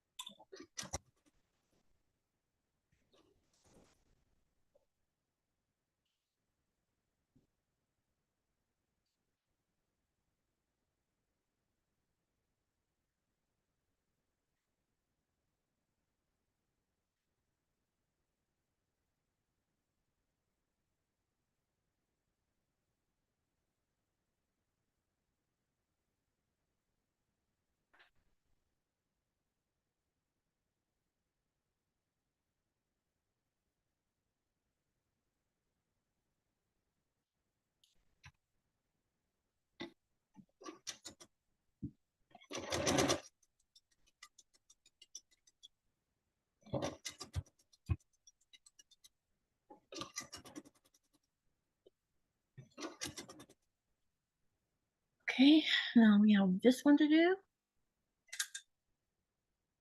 Trudging along here.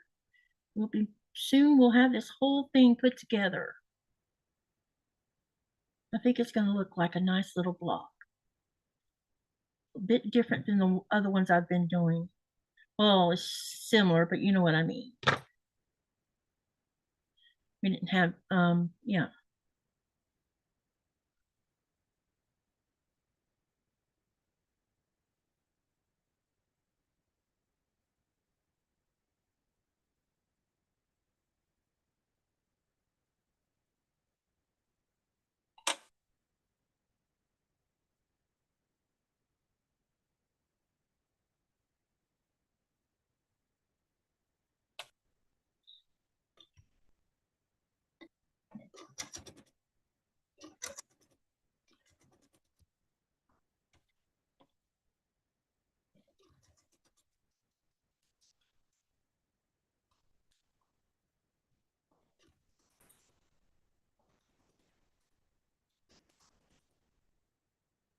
Okay, we got this part done. Let me move this aside a little bit so we can get on these, pressing them. All right.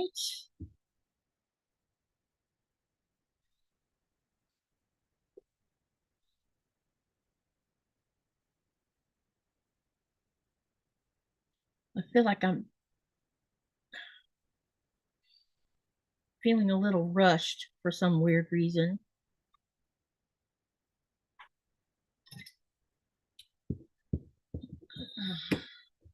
It's probably because it took me so long just to get this accomplished.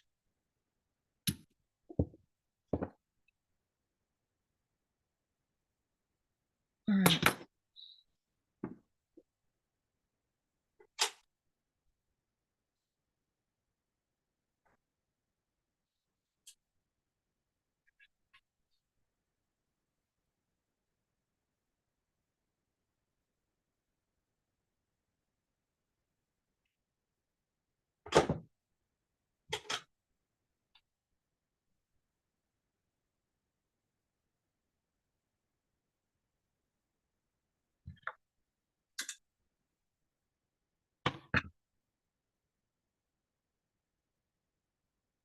Uh-oh, what happened here? Don't feel rushed at all, says Zaza, or Jaja. Thank you, Jaja.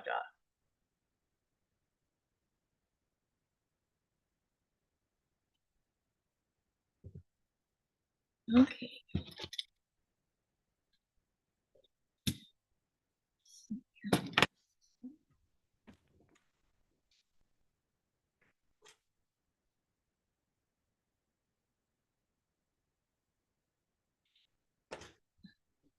This kind of reminds me of floating pieces. The way, because of the way I chose to do the background, it looks like it's almost floating.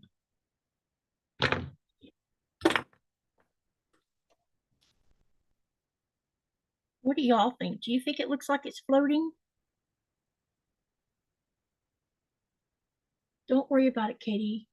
When in pain, I'm lucky to get anything done, says Pat. When I'm that close to finishing, I always feel rushed. Yeah, the pain is trying to distract me, and I'm trying to ignore it. Because I want to get this done, because it's going to be a cute little block, or big block, 12.5-inch block, from the looks of it. But I definitely think I need to use the starch pen when I can find mine.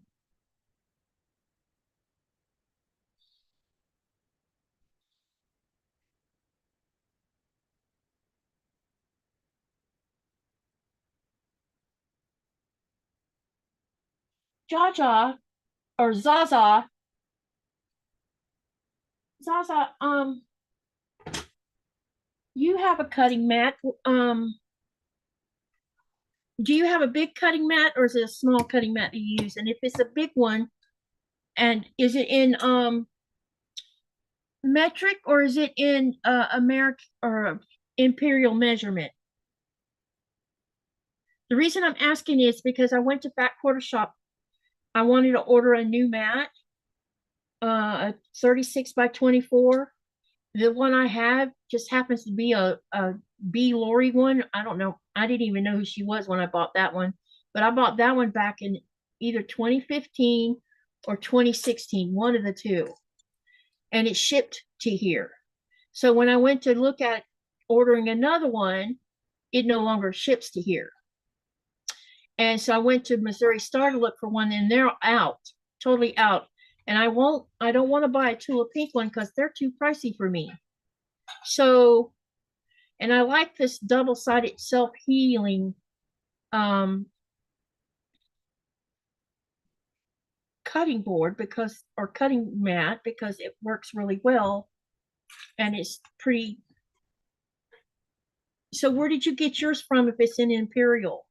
Did you buy it on that side, on our side of the pond? If you did, who did you buy it from? Because maybe I can order it from the UK or something. I was worried it would all be in metric because we live on this side of the pond.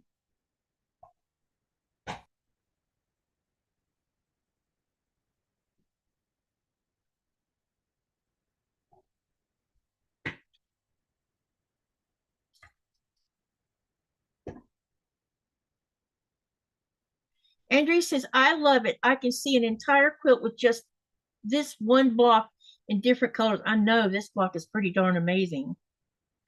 And it's not that hard to do.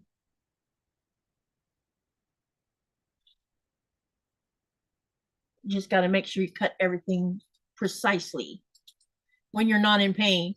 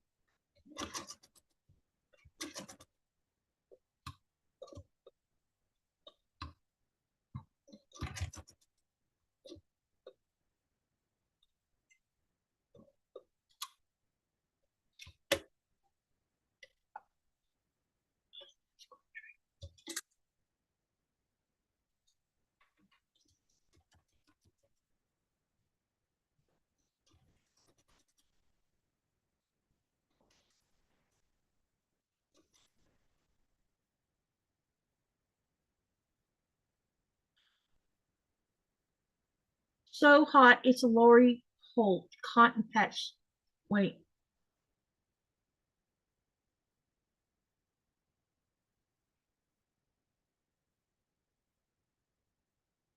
So you ordered it from someplace called So Hot? Is that what you're saying?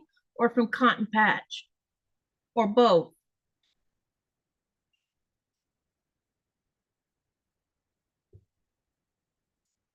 Because the one I have is a Lori Holt and it's old.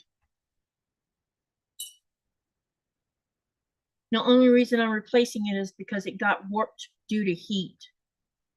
And I can't stick it in my freezer because it's too big.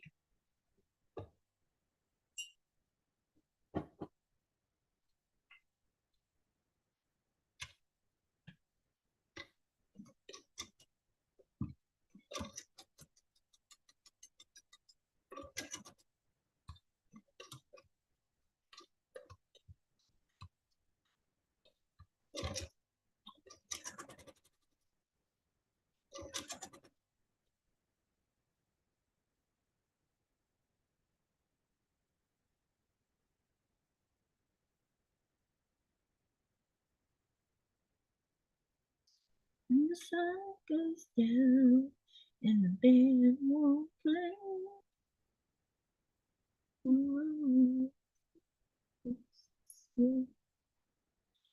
She says she prefers the Olfa. I have never had an Olfa, so I didn't know how nice they were. I just know I don't want, I have a couple of smaller uh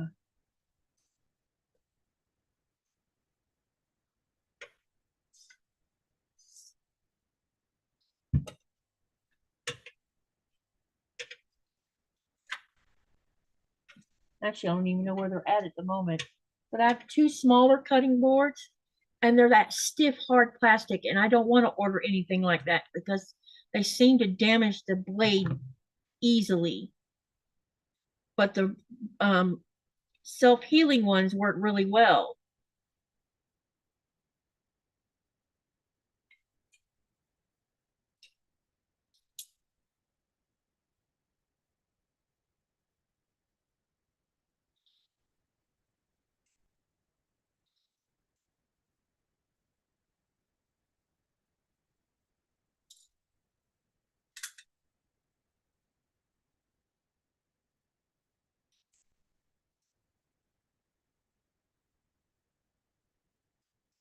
We're getting closer. Just a couple more sews and we'll have this all put together.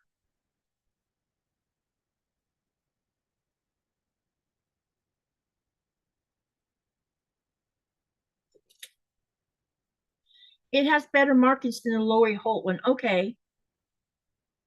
And you said you ordered this from Cotton Patch. Is Cotton Patch in the UK or where is it located?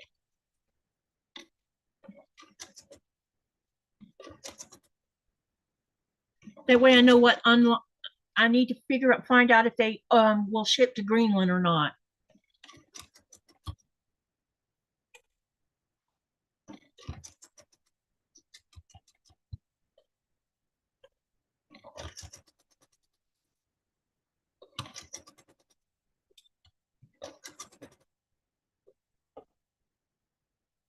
It has better mark. No, okay, nothing's changed since the last time.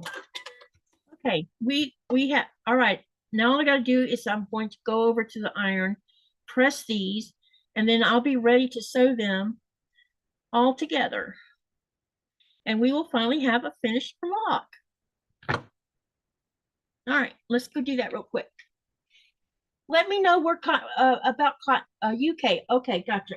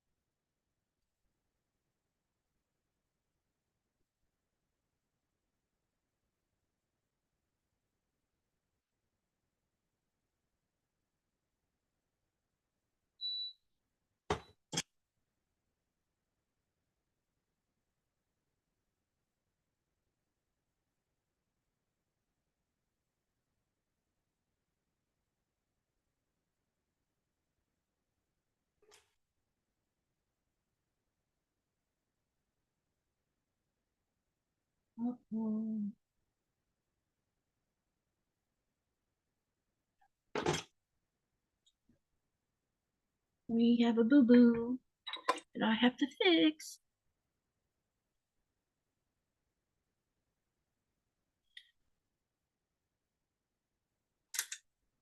I just saw it. Sorry, guys. It will only take me about a minute to fix it, I think. I just noticed it.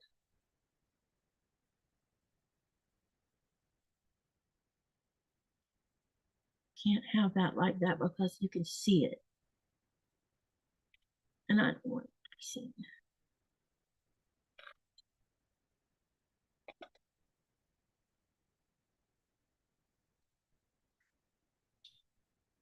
All right, let me see here. Where's my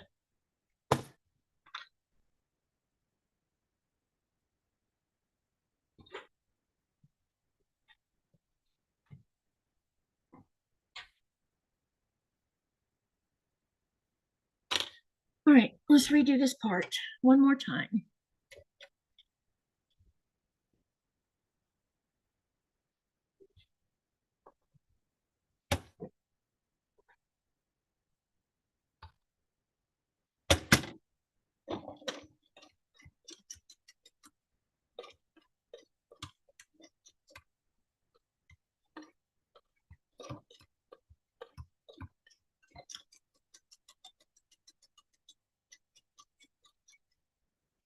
Okay, now it should be okay.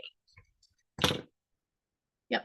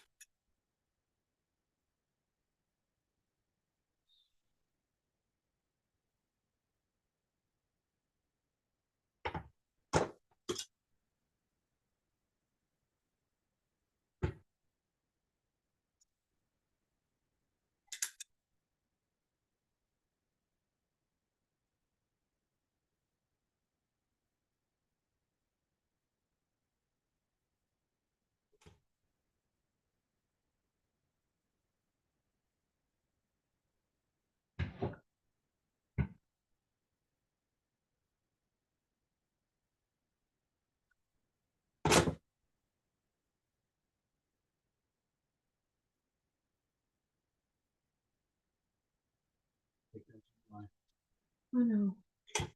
Didn't think I was gonna get. I was hoping I'd get finished before her live started, but unfortunately, as always,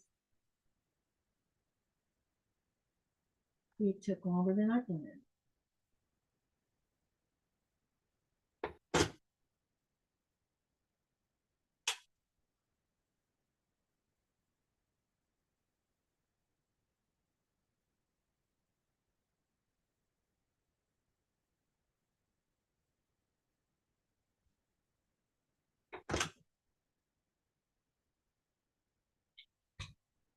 But we're getting close enough to being finished.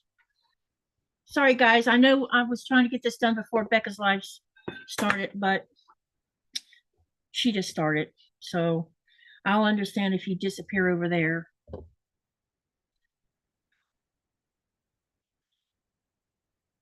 Both So Hot and Hot Patch in the UK. Okay. I screenshot that.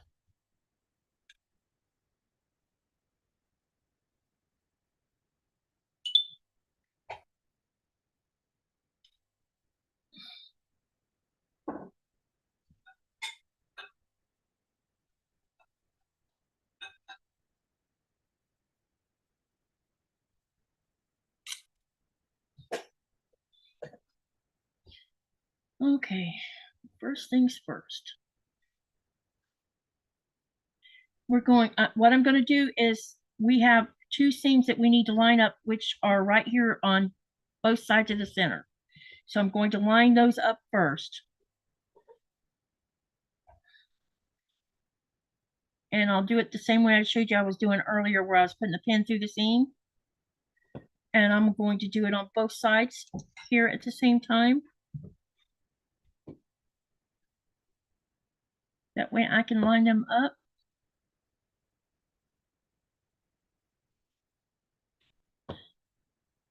And they're through both seams.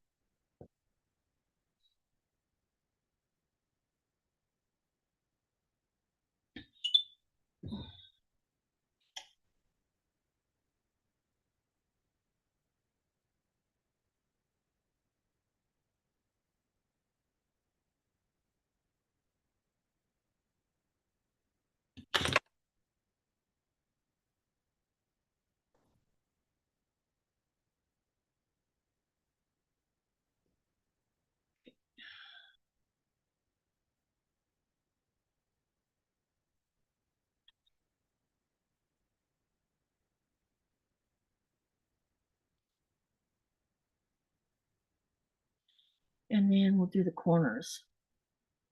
These other seams don't have any at the same position, so that's good. So we mostly are concerned with those two seams that are uniting the center together.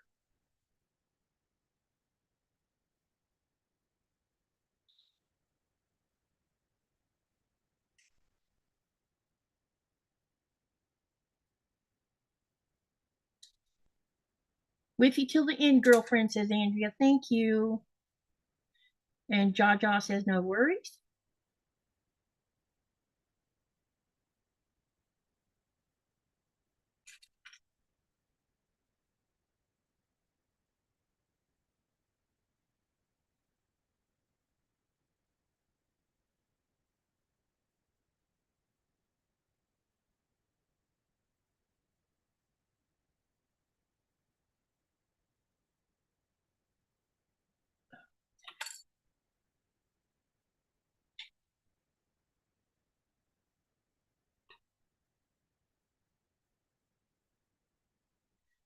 Okay, let's pin you here.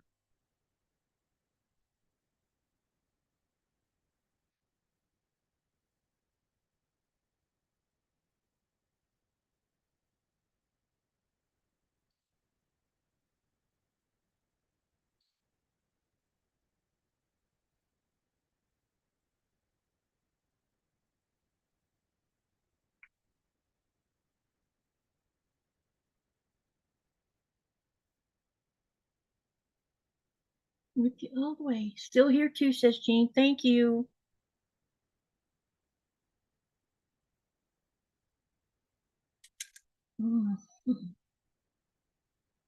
I mentioned yesterday on my live about Sean and me being sewing together on Sunday morning. That has been changed. We'll be doing it a different Sunday morning. I'll update you on the date soon. Tomorrow night's live, we will be working on probably either the potato chip block or blocks or the channel sew along, one of the two, unless I decide to work on paper piecing instead, which potentially could happen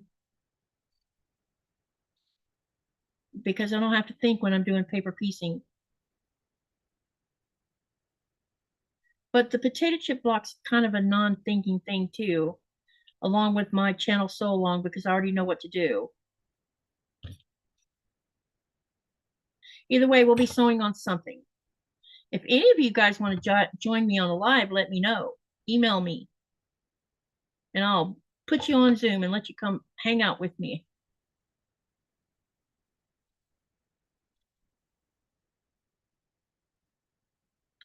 It's an offer. It's not, yeah.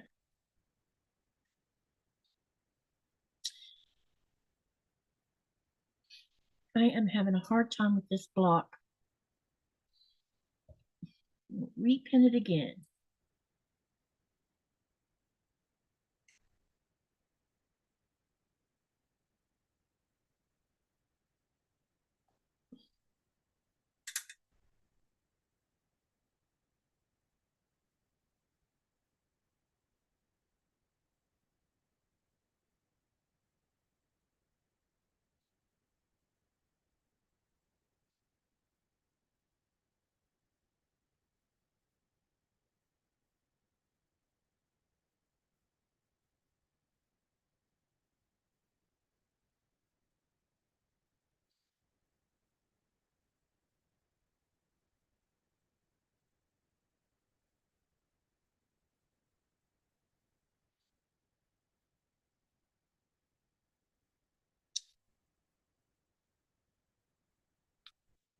It's just this one block is giving me trouble.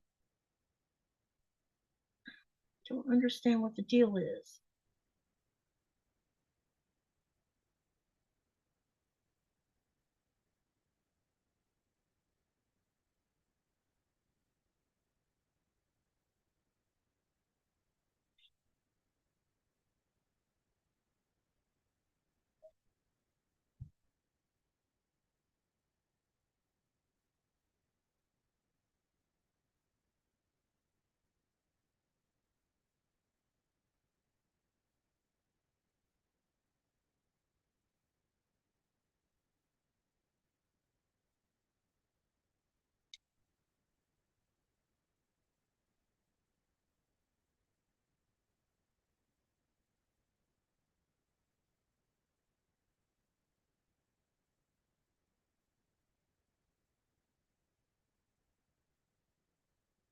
It's funny, you do everything the way it's supposed to, and then when you get ready to put it together, you have little issues with it.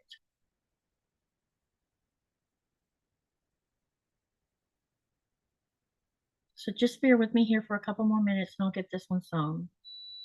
I'm just having a little trouble with it, unfortunately. This one looks like it's going to be just fine on this end. So I don't understand why the other end isn't. It's very strange, especially with such a simple layout.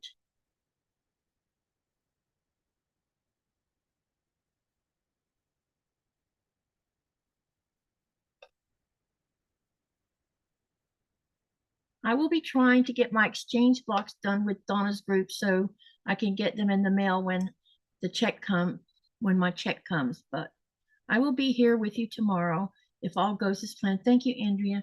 And Pat says she should be able to be here tomorrow too, unless family drops in. Okay. Thank you all. And she says she's hanging out with me to the end tonight. Thank you. Ah, look what Andrea used. She used the polar bear emoji. I was hoping you guys would start using the emojis.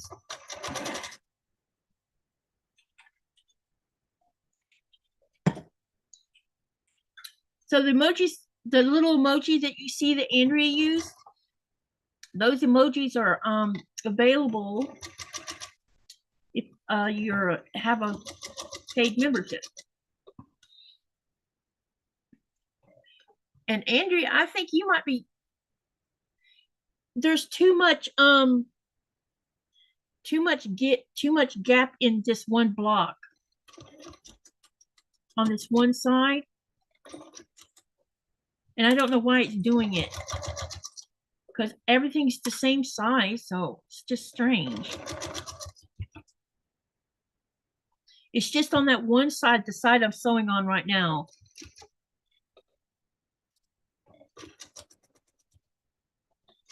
That's underneath the needle. So we'll see what it looks like when I take it out.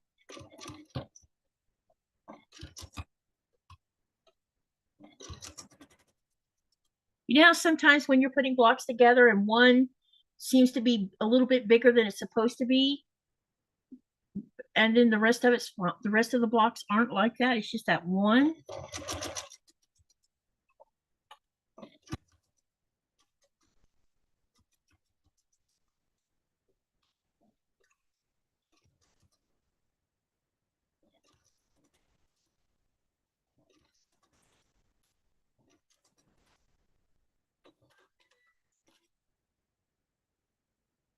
All right, let's see what it looks like.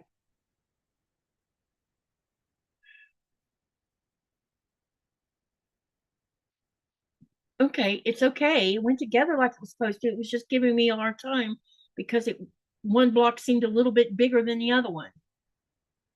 I don't know. It's very strange. Very strange. Make sure your goose block is oriented in the right way. Oh, yeah, let's make sure about that too. Thanks for reminding me of that. Cut it in the bias, or did you stretch it too much? No, I don't think I stretched it. Because it was this side of this block seemed smaller than this block right here. But it's okay. Hopefully when I press it, it'll be all right. So let's find out. One way to know, let's press it.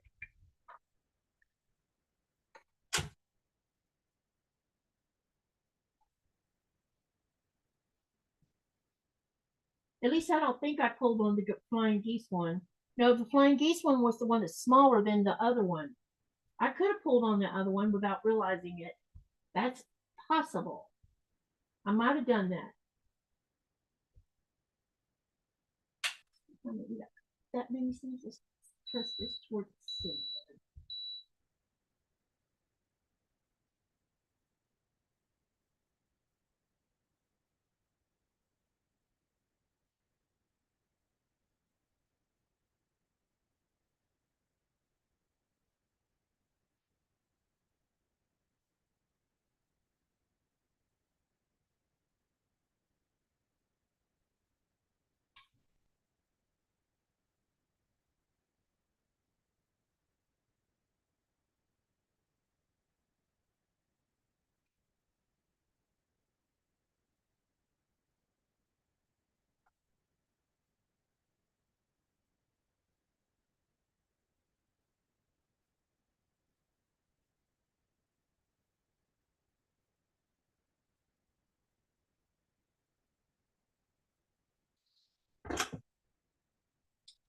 Okay.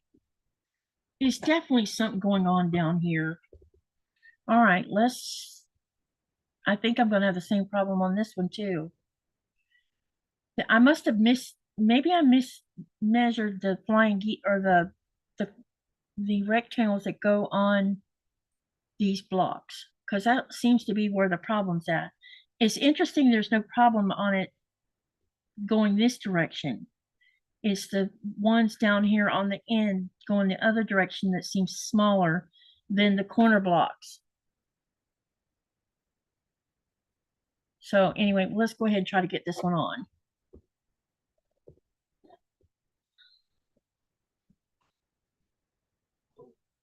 But I also have a bunch of seams, and that might have something to do with it. Because there's a lot of seams on this side and hardly any seams on that side.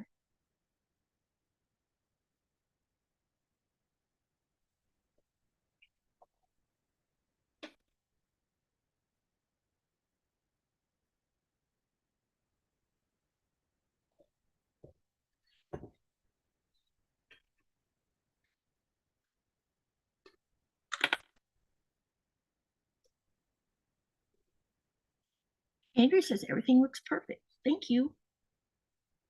Trying to. Huh? Do you want to eat? Okay. Ooh.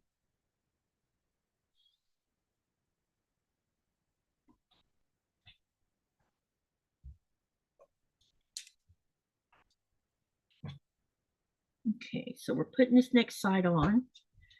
And I'm trying to make sure that these seams here align like the other side did. That way, there's where they're supposed to be. Turn it around and do the same thing on this side. Just making sure everything lines up. It's just these two center seams that I have to make sure is matching. And then the rest of it's just a matter of getting it all pinned into place.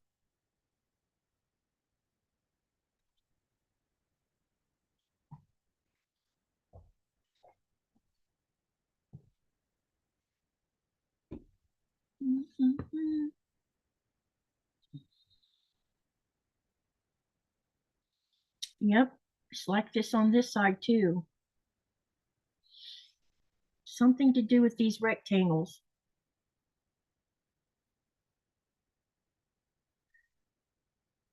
But I'm going to go ahead and sew it together. I'm not going to sit here and get in an argument with the fabric.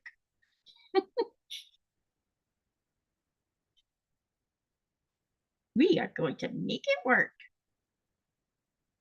whether it wants to or not.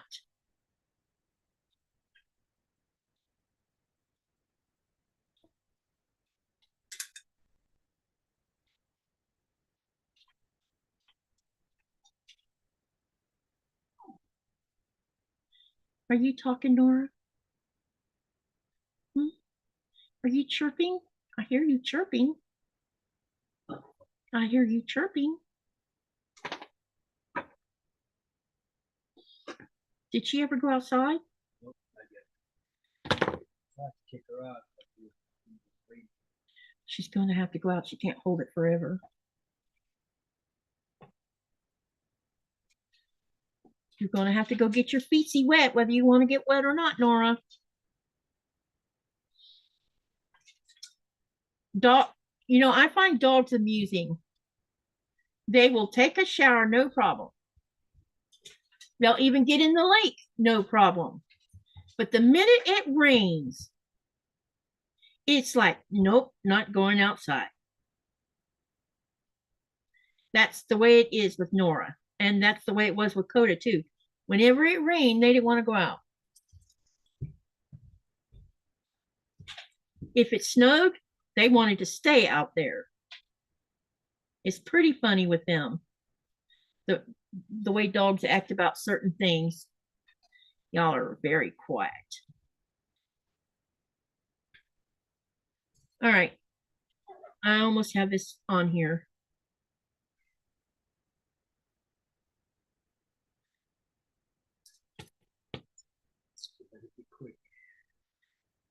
Who? Oh, because you don't want to burn something? Turn it down on really low.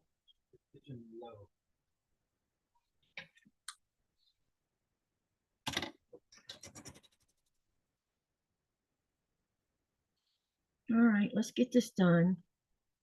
It's not going to be perfect. Which, of course, my dog's never on. But I have a feeling I'm going to go back to this pattern again and see where I might have went wrong with it. Because I bet it's something to do with my cutting. You know, because I was sitting down cutting this stuff. Normally I stand up, but I can't stand up and cut right now because it, oh my gosh. Because I would have to bend over to cut and that hurts too much. I just noticed I left the pen sitting somewhere.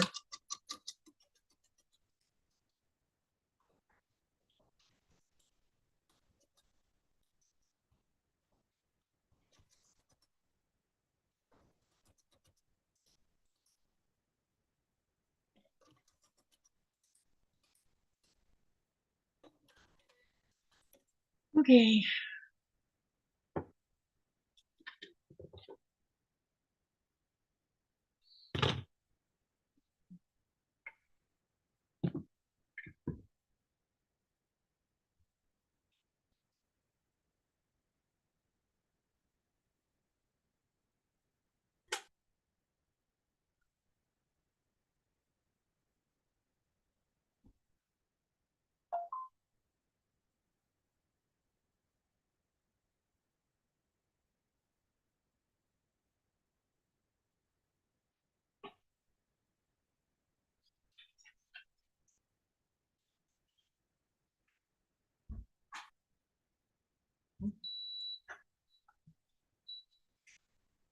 Did she go? Yeah.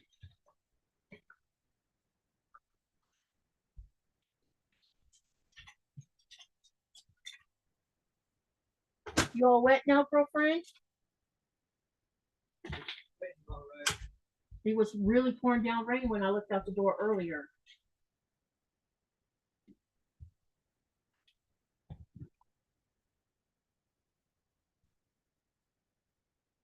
I think I might know where I went wrong.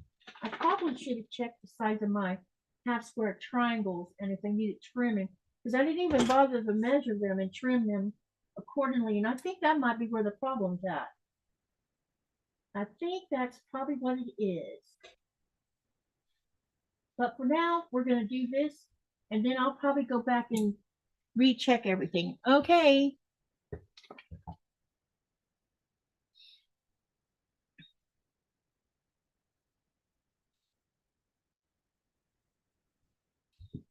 That turquoise looks good with that orange.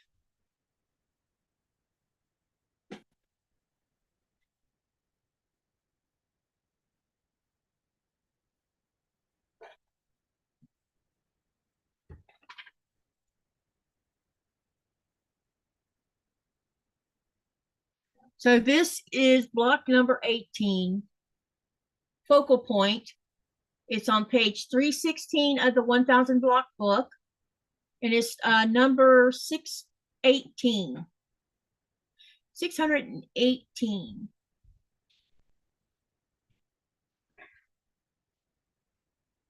I love how the rectangles made this box effect. Thank you, everyone. All right, like I said, tomorrow I'll either be I might work on both I don't know. I'll either work on the friendship block, or either I'll work on channel sew. One of the two. That's what we'll do tomorrow. We're going to take it easy tomorrow night's live and just sew and relax and try not to get in a hurry to do anything. Yes, I know what's next. Hold on. I'll let you know. The next one coming up is going to be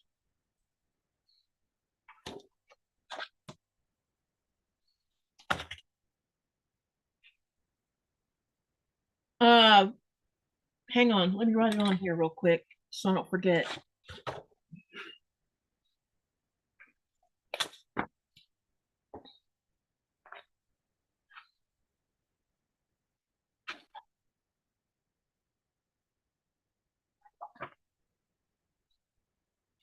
It's going to be called The Works.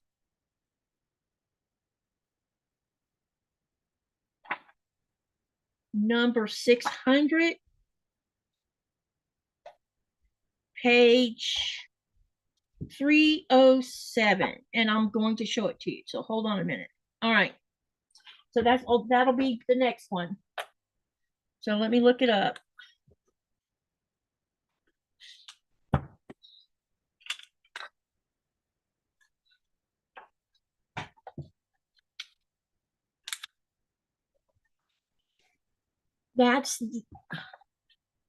It's interesting because this is similar to the one we just did, but different. So it's this block. And that's the layout of the block. So this looks like it's going to be fun doing this part. So it's on page 307, block number 600. Tile Works. This one is by, wow, those of you who have Open Gate subscriptions, this one is by Monique Dillard of Open Gate Quilts.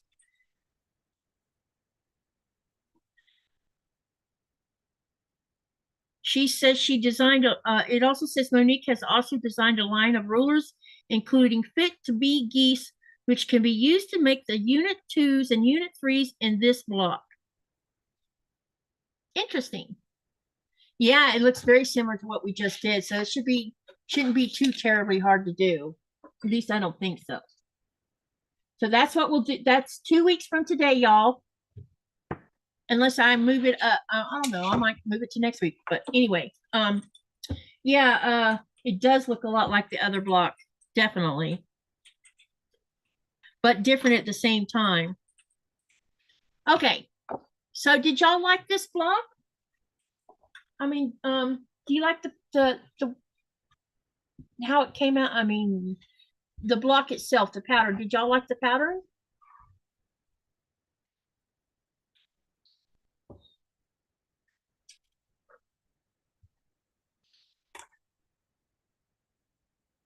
Remember, tomorrow giveaway. I'll be stretching the giveaway out in increments. So there's 6 gift cards. So make sure you come. I will be I'll be going through the forms tonight to make sure no one's signed up more than once. That's one of them. And secondly, to verify, most of you I know are subscribed to my channel. Anyone I don't know real well, I'll check on them. Hey, Christina, look what I made. Oh, she saw. Looks great. Okay. And I did get my fabric cut, says Pat. Okay, so when you get done with yours, share it with us, Pat. And I will go back. I think I figured out what I've done wrong. I think the reason these were a tad bigger is I forgot to check and verify the size of my half square triangles. I probably should have trimmed them. And that might be where my mistake is at. So when you're doing yours, watch out for that. Make sure they're the size they should be, so that they don't end up a little bit bigger than your rectangle here. Because I think that's where I went wrong. Pat is asking Mama J, what software do you use? Denise says, do you have to have those rulers? No. I'm not using any rulers. I wouldn't even have time to get them. Let me look at the pattern itself. Hold on a minute. Let's have a look at the pattern.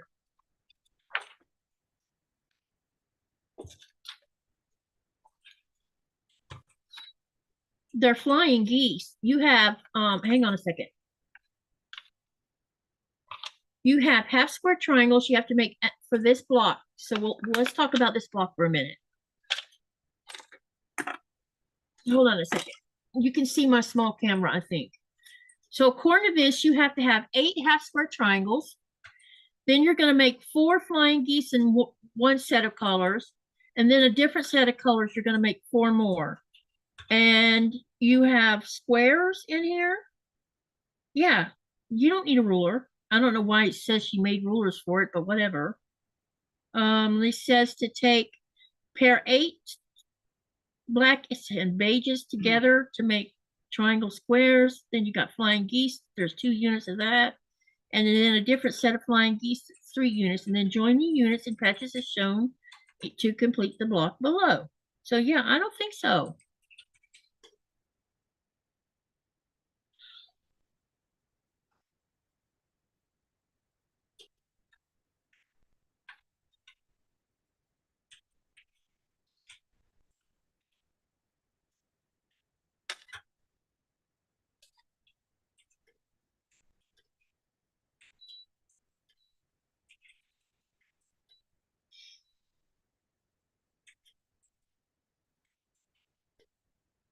Not that I can see any. You don't need the rulers.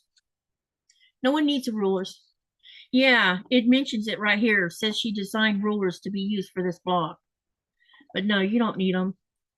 I'm not wasting money on them. No, I know it was just a question, Denise. If it sounded like I was being feisty, I wasn't. I'm not going to say you have to have a ruler for something that you and I can do with regular rulers. I'm having a lot of fun with this ruler right here. It's just a simple creative grids, but it has all these different diagonal lines, and I'm slowly figuring out how to use them, like for flying geese that I didn't know how to use before. It hadn't occurred to me to try using them on flying geese to trim them down, and this one lets you do that because right here there's a dot. I know you can't see it on here because this black is not that visible, but there's a triangle right here. And if you set it up here with your flying geese, you can actually see the 1/4 inch seam up here, and you just lay it on top of the flying geese. I wasn't crazy about the way we did the flying geese with this block, so I will make sure I have it all worked out before the next one. Same here. I wasn't crazy with the way, I didn't like the way it was either because it confused me. But I'll make sure I know with this next block how I'm going to do them. Because flying geese is my nemesis.